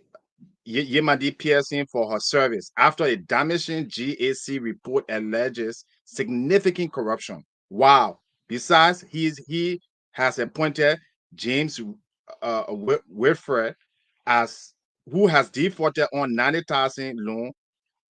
Is this how to fight corruption? That the same article that sat here and said he will not criticize Burka, that says Burka is a man of integrity. So why should I waste my time to go write U.S. official? We got what we deserve, and we'll continue to get what we deserve. We said, yeah, the same people that who in government supported this Burka man. Okay, they're okay with anything wrong that he does. The only time you hear people talking when either it's against we are, then that when people, everybody now can hold a high standard. Okay, why when you hear the Gaponia criticizing, not following Burka, not following the law? Why when you hear American criticizing Burka for not following the law? But we sit on this platform and we hear with these people. So we are the problem. We are the problem. So if I have to tell US anything, I would just say carry the United States troop there, remove the government, set up an honest government, because we can't run ourselves. And that will benefit the people better. That will be my message to them. That the government is corrupt, the president is corrupt, the legislature is corrupt. It has been that way. It will continue to be that way. If you want help Liberia, dissolve the government, maybe we need 5 years or to learn, be on a trusteeship, all right, so that we can get our acts together and we can know how to elect people and people don't go into power to get rich. That would be my message to them. But I'm not going to go and waste my time or, get rid of Mamaka ability. Ability. Burka knows all these things. And people in Liberia will support Burka. Look at all the disparity. Look at all the corruption. I say in 8 months' time, when the inauguration, how many of our friends will come all year and say the truth? So, Alex, if you allow me, let me just use 30 seconds of your time. I'm pretty sure you can just expand on this part of it. Martin Cully, a lot of time, lacks understanding on what he speaks to. All right, the issue of defaulting on loans is not a crime. I defaulted on my student loans multiple times. I was never one day contacted to go to court. It's not a crime. So if he's using that to claim that this person who is being appointed to a position should not be considered because they defaulted on the loan, I want us to think again. This is why we often say being provided documentation to display on the social media don't make you knowledgeable of the situation. You understand what I'm saying? You spoke of his post that was talking about, he said this person defaulted on loan. Alex, you know what it is. Student loan. Student loans. How many of us have not defaulted on student loans? Okay. How many people have not defaulted on government loans or credit cards and other things in the United States? That should not be a determining fact. That should not be a determining factor when it comes to decision making as to who to employ. I think we should go beyond that. Have there been any criminal activity? Have they been a part of anything that is, just unacceptable? But if you're simply basing that decision on defaulting on loans, then it honestly speaks to the lack of understanding on the part of the young man. I just wanted to highlight that before you. And I can respond in his defense. All right. The fact that central bank employees are taking loan from the central bank itself is criminal. Central bank is not a commercial bank. Even if you're president for the Federal Reserve, you can't go to the Federal Reserve and get a loan, personal loan. You go to a commercial bank. So that whole process is corruption, first of all. Okay. That's how these people that are part of the corruption investment. No central bank gives individual loans. They did that thing on a cover. All right. I discovered that 5 years ago and I wrote about it. Central bank is not a bank that open to give loans or stuff. So it's illegal. Secondly, the reason why I think his idea of this man defaulting of a loan, to be president of a bank or the central bank in Liberia, you have to come in good financial standing. That you cannot file bankruptcy in Liberia. There's so and so things. So you don't want somebody managing your central bank that can't pay his loan, which he took illegally. So I think that's the angle he comes, and it's in the bank charter. If you read the central bank charter, it says that people of good financial standing to help hold key position. But here's the thing, though, Alex. Look at Alex. If I were, go ahead. I'm sorry. Go ahead. I just wanted to say this. Yeah, quickly, you're trying specifically the central bank. So not right. Took a loan in America, you defaulted. It doesn't matter. But in Liberia, to become central bank governor, you can't be defaulting on loans and being why it is true that I think it is the standing, your current standing as of the time of employment. It is not whether if you defaulted and you met up with your obligation, then it is okay. But if you are still in that range of default and you are yet to pay off your loan, then that is what you're speaking to, because I read on that, and that's what I'm saying. That is where I'm speaking to and saying the young man is limited on his knowledge. That's what I just confused. I read it comprehensively, and I know exactly what he's speaking to. That's what I'm saying. I think it's and on this, right? Let me say this. Go ahead, Peabody. You're saying? Let me say this. We'll sit there acting all day up on Liberia and the laws and no law. There's no law in that country. The laws are there beautifully written in the book, and we do not follow. So I don't care what we sit here and talk about, oh, this and that. The country is a mess. It's a complete mess. Everybody take the law into their own hand, and the way it apply to them, that's how they're going to use it. And that's why you see Liberia is going left and going right, because there's nothing really. We don't follow laws. Even the Supreme Court on many occasions contradict themselves. On many occasions. So the thing we're seeing here, I don't know when it's going to end. I mean, yeah, one government will come in and take over. After 6 years, another group who have been sitting down for a while, everybody going pull now, they'll come back and start getting rich again. Unfortunately, the young people in that country will suffer. They'll suffer. Young people, nothing going to change. How long we've been talking about this? And every day there's news, another news of corruption, another news of stealing, another news of doing this. Everybody trying to display something. So unfortunately, we elected somebody who really was at a retirement stage. I mean, we awarded him a luxury retirement package. I mean, no offense, no insult to President Barker, but the fact President Barker is not strong enough to really make strong decisions. Where decisions are needed to be made, he can. And that's why we're going to see the country continue to deteriorate, because we continue to make the same mistake that Mr. Cummings said. You do the same thing over and over and expecting a change. You can't get no change going to come. So nothing good will come out of that place, unfortunately. Unfortunately, people are so dishonest to their little brothers and sisters. Look at how many university students graduating from the university don't have a job. Some kids graduate engineers. They have nowhere to even practice what they learn, and they sit there for the next 10, 15 years, and they forget everything they learn, and they go nowhere. You see, very smart young people just deteriorate like that. There's no hope for them. There's no hope. You sit there and talk. All these government coming, big show, fly. That's all I gotta say. So, guys, let's end on this. Now, everyone knows that Allen White have been involved in our Liberian crisis, right? He been involved. He was instrumental in that's bad. In getting charged up to be convicted and sent to prison. Now, the court has now ruled that he should he's being held for the defamation and in Netherlands, I think. Now, do you think it has an effect on his role in Liberia now, especially in regards to the War Crimes Code? You think people would take him serious? Do you think the government of President Barker should continue to work with him? Should continue to deal with him with us hang over him? He's now being convicted for wrongdoing in the same issue about justice. What are your thoughts on Allen White right now? You think he should just leave Liberia alone and then focus on his case in the Netherlands? What's it? Well, I think that Mr. White should do the right thing. In America, here, when you are found on these kind of crimes, I think you have to remove yourself from certain processes.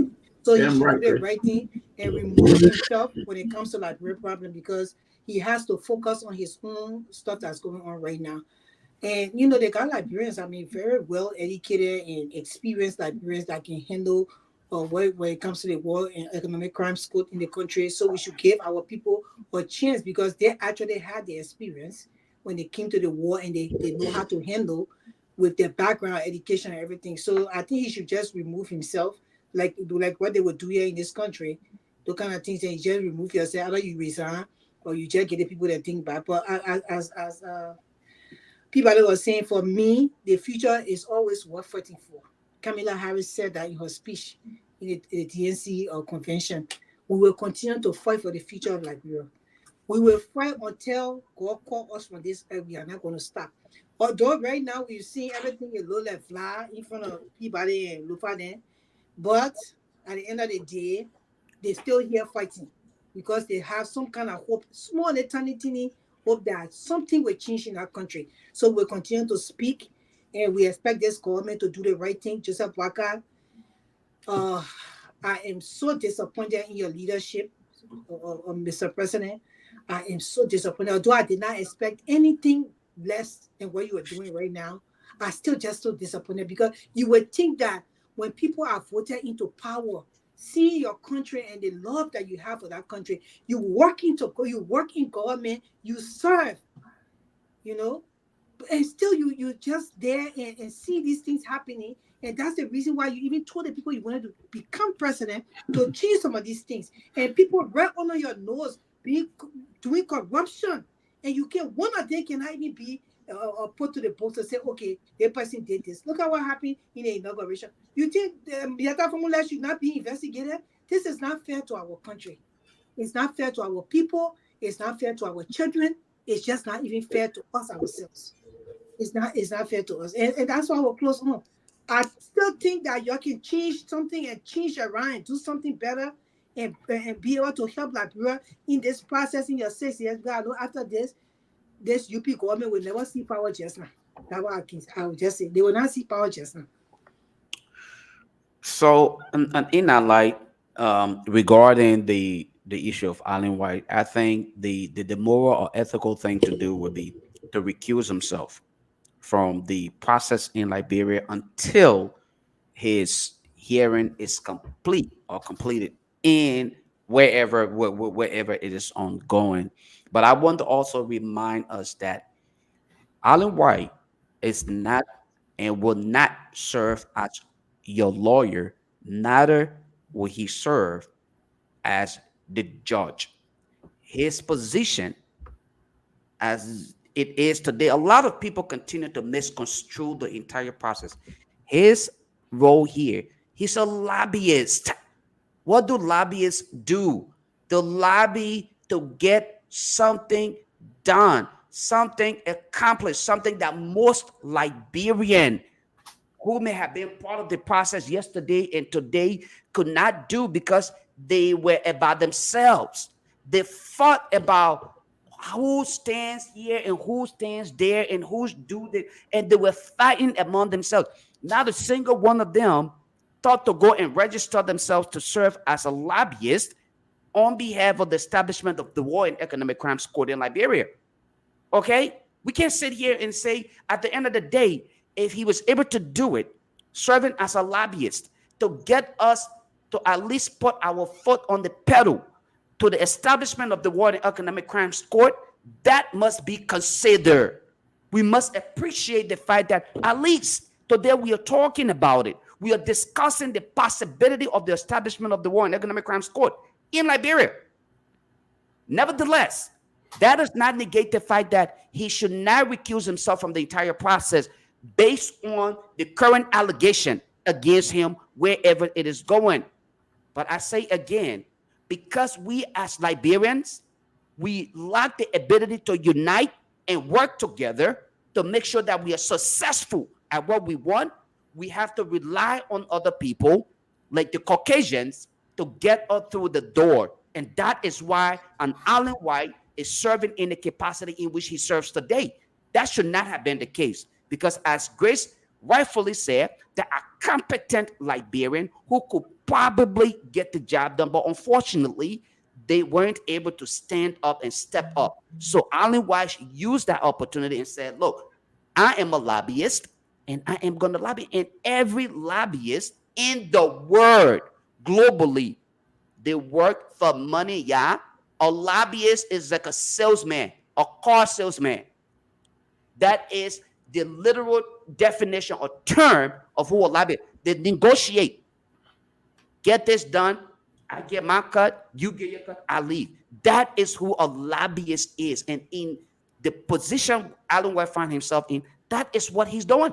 Because those who probably should have done it, they could not get it done because we are selfish. We are greedy, self-centered.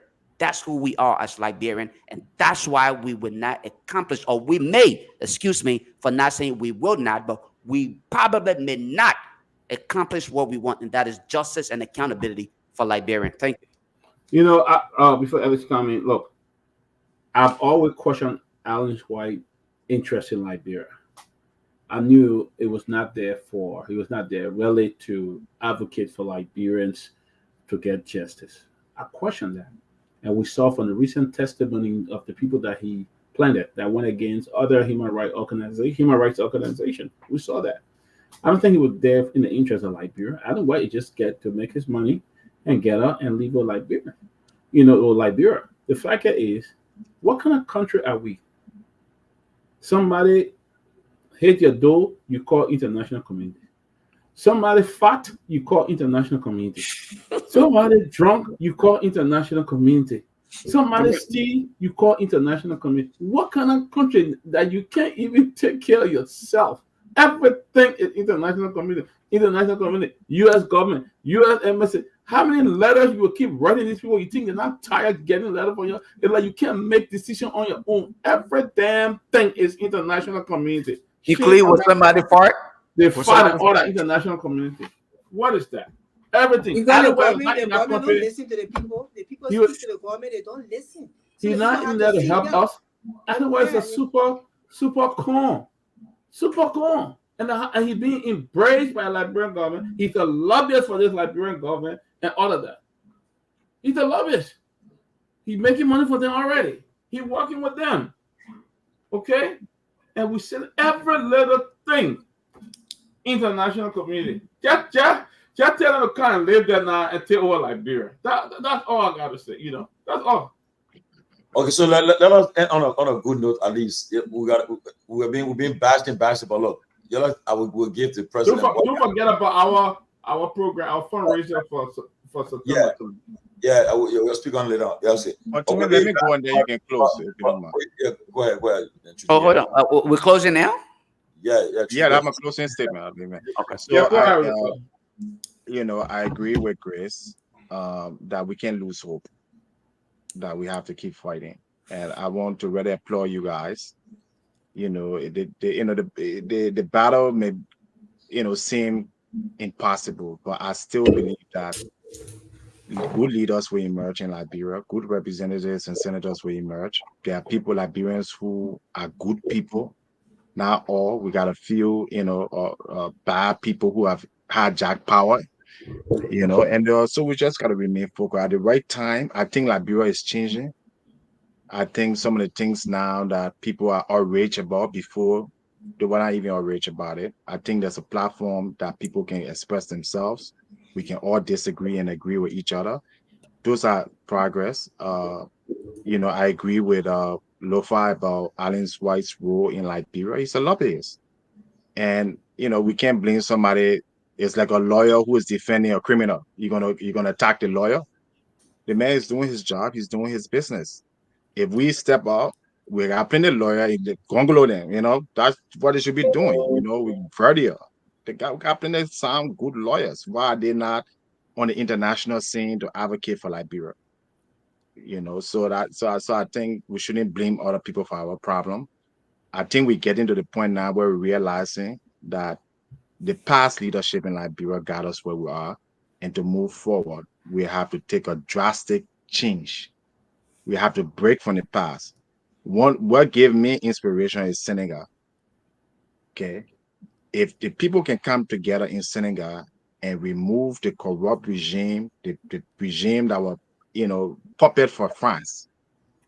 France is a very powerful country. They stood up against France and they said, we want to lead ourselves. We want a new future, a new direction, and we're not going to be intimidated. Liberia can do it too. So I think we come to that point where, there's a lot, we're very cynical of each other. I think because everybody has been so bad. So tomorrow, if, Tomalin wants to run for something, I would just put him in the same category. Grace wants for something, but you can't hold somebody for something they haven't done. I'm not going to those who have not served, I will support them. When you get there and you do wrong, but I will never support anybody in Liberian politics that have been part of, served in the past in a key position, and they just want to come back and back. And I think you're on this thing attacking me about the California. It's not that it's personal, it's just that the fact that if you serve, and today you read the news, Liberia defaulted on a loan at the IMF, at the World Bank. We're in a serious economic collapse right now. Who caused those collapse? It's the same Burma Kamara, the same. Somebody right? serious collapse. So our problem has not started Alex, yet. We just serious They're ending on the good news now. The good news is that, Yeah. we are in an advanced age of technology, and we've been beating on Boaga, but let's give him this credit now. Boaga 10,000 youth digital transformation program, training program, is in full swing. Wow. We have thousands of youths, the earning certificates, training certificates, the Liberian digital transformation. Tomalin, don't do that. No, let me finish. Let me finish.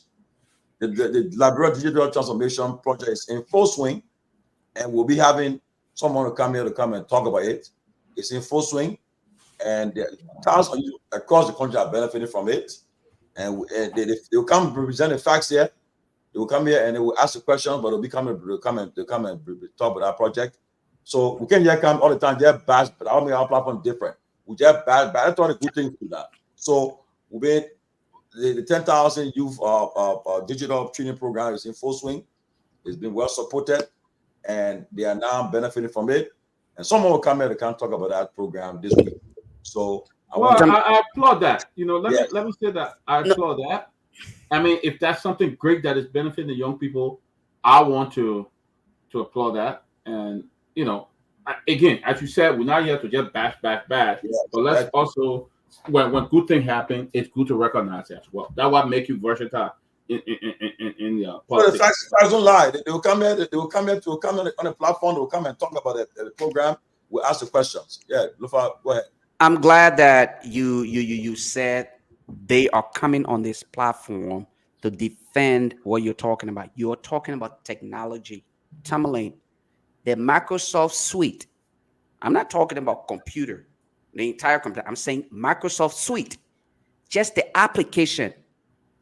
Can you learn Microsoft suite in 6 months?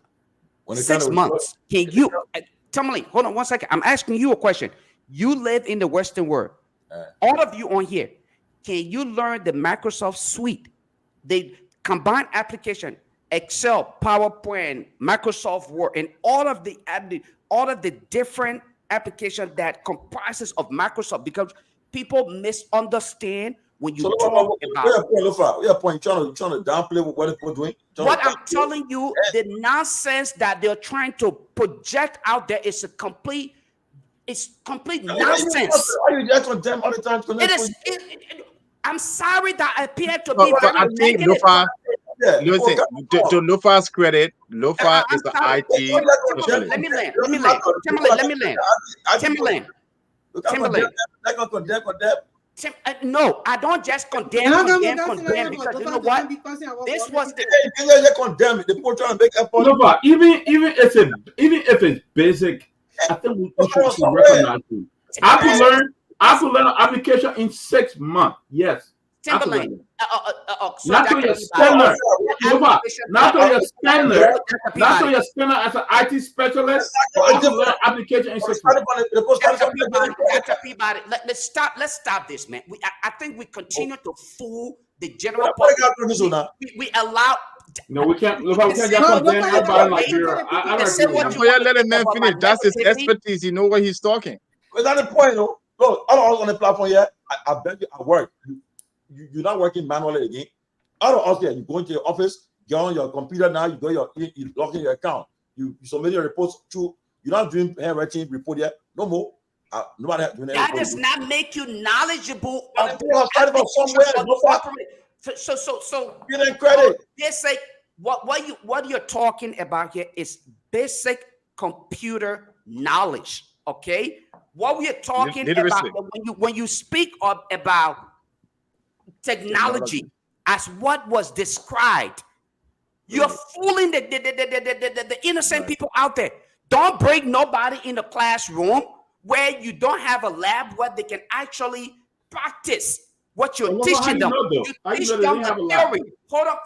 You see, you guys will not let me talk. Again, I am willing to, because this is my area. I will stand here and I challenge the person you invited. Bring them on. Let's have this conversation. Lofa, you have 2 minutes finish. Yeah, I mean, no. How is my 2 minutes finish when they keep continuously interrupting me? You can take my 2 minutes, Lofa. Lofa, take my 2 minutes closing. Thank you, Alex. Thank you, If they Alex. are doing basic computer, then I say Let we them should finish. applaud them. You don't expect them to get on that level, you Lofa. You are IT specialist. I'm not You asking. expect I'm not them. asking them. I'm not asking them. So you know what I'm on. You know what I'm saying. Learning computer literacy. I am not. Computer Thank literacy. what I'm you. saying. Thank you, Alex. Thank How to turn the you. computer on, how That to open is Word, how to read a That letter. is what you That's teach. not IT or technology. Tomalin, for the past, And the man name is Tomalin. Just start spoiling my his name is Tomalin. okay, Tomalin, however you may want to pronounce his name. My point here is this: it's simple.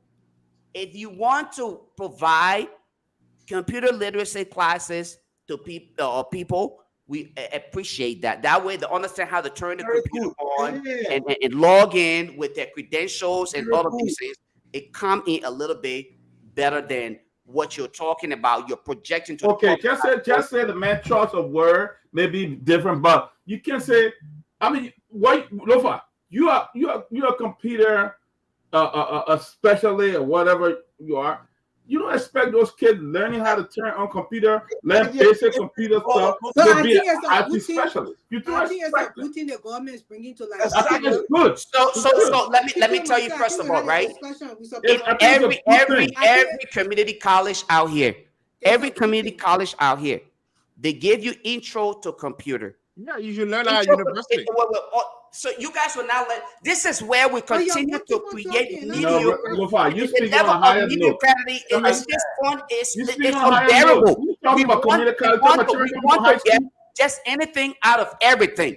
Okay, we should not continue to just push for the bare minimum. We can get the best out of So like can I ask you? How do you get to the best, Lofa? How do you get to the best? You don't start from somewhere. Did you just get up there and you started from somewhere? Lofa, Lofa. I got one question for Julius.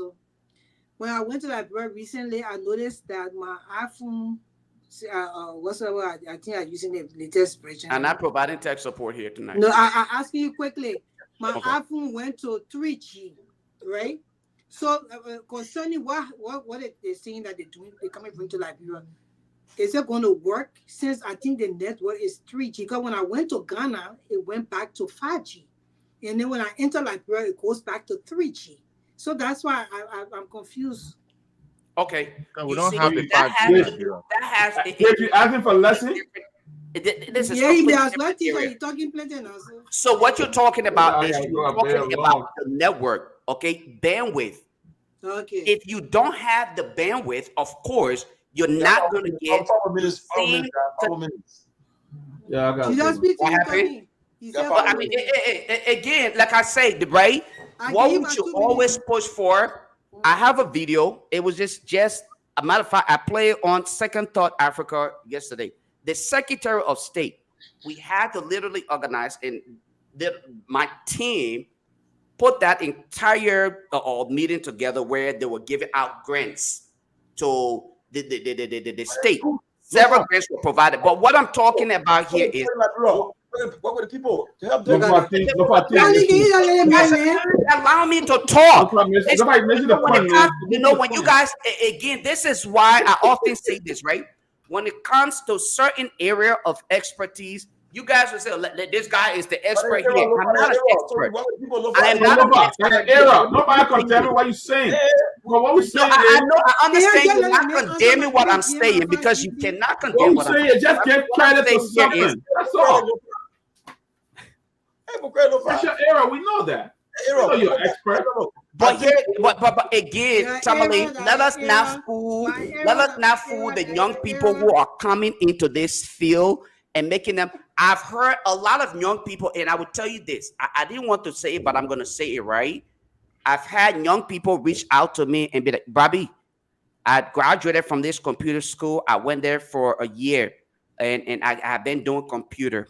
And I say, okay, can you just go tell me what operating system is on your computer? That person don't even know it. They will say, oh, we got computer. And I say, tell me what operating system and the version of operating system. It just takes one thing for you to do and understand, because that is the basic.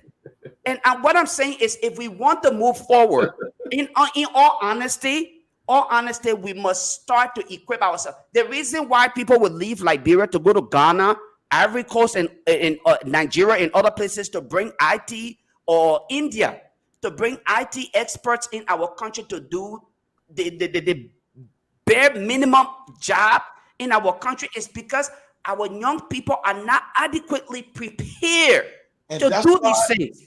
So if we are giving them, for example, let me end this note. Tomalin. It may be an error, but you can't outright condemn everything. So Tomalin. Okay, so let me give you guys this example, right? We suggested to Darius DeLon to build a website for his office. You know what he did? Do you know website or no? No, yeah, exactly. That's why I brought it up. You know what he did? Darius DeLon built for himself a commercial, independent website for him and not his office. If he was knowledgeable and who was supporting his decision, they would have suggested to him, instead of you having to open a DariusDelon.com, you will either open something that is in connection with the legislature or the House site. But why should you do that way? Let me first, I give him credit where he did. I gave him credit. No, but now you give him credit. It's not. It's his personal site. No, but the idea, everything about the office is on our website. Go there. It is not. It is not the county website. The government provides money. The government gives me money. And Lofa, we should give people credit. This is the first time in the history that the government has implemented this. Let's give them credit. You can't just come and condemn something like that. That's wrong. I agree with Lofa. Just for the program, I agree with Lofa. For the program of computer literacy.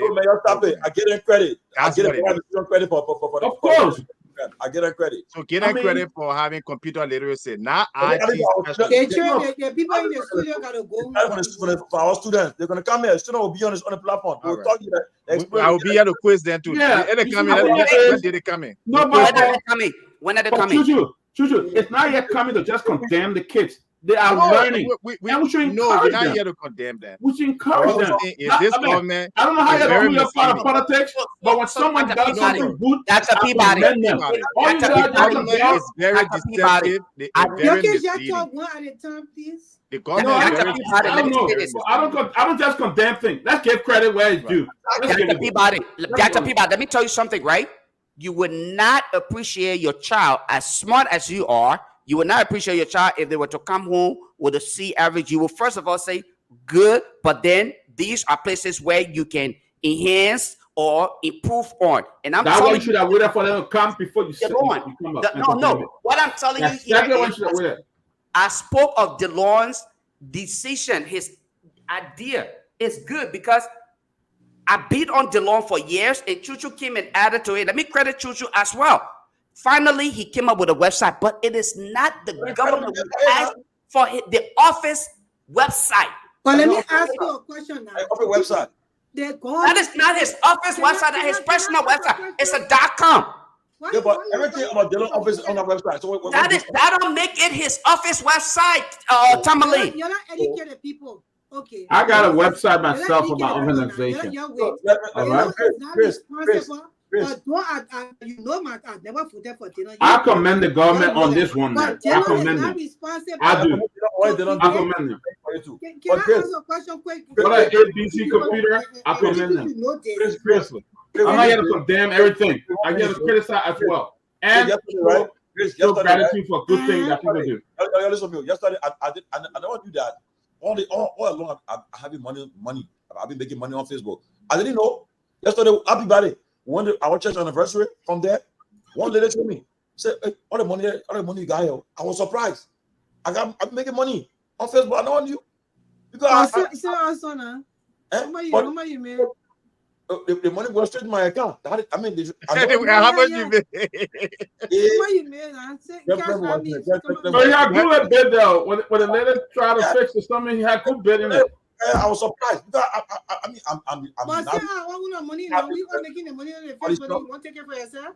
I'll show Yo, you. but look, nobody. No, people that want to ask Julius. Grace, we gotta go. Got 2 or 3 more minutes. Just one Look, question quick. The government supposed to have an intranet, right? Not internet, but intranet or system for all the government employees to have their emails and everything. So I don't understand what you're talking that the about. government you play with. Actual fact, I agree with that guy. Okay. I agree with that, but the idea, comment Dylan for what they don't have done for his office too. For many men. I ain't commented. They don't been too long to just have a website. So let me answer the question, right? Mhm. Before Dylan extended to the position, these things were recommended. When you want to do something, do it the right way. We always settle for mediocrity, and that's not how we'll move like going forward. To answer your question, yes, the intranet, okay, that is within, and the internet, that's not something you control. But the issue of domain control, the government can purchase her own. At this point, your government officials are still using Gmail, Yahoo, and all of these different commercial email addresses. Lofa, you're still Dylan. Good night. You're still Dylan. You should put Dylan and domain set up. We left Dylan. I'm supposed to set up. You see, this is the problem. Man, I gotta go. Now you want to defend the Lord. You see this? There you go. You feel the Lord. You know why? Lofa, thank God my records are out there. Lofa, you're IT specialist. Tomalin, my records are out there. When recommendation were made, people said I was begging for job from the Lord. People said I was begging for contracts. What I'm telling you is, based on my expertise, I was recommending publicly what needed to be done. Not an individual. What Grace is asking is a salient question. She's asking what needs to be done. The Lord should not be hosting or paying for a private commercial site. We should be hosted. This should be a government platform. Okay, that's what I'm talking about here. And you guys are not getting my point. My point here, it should be a government or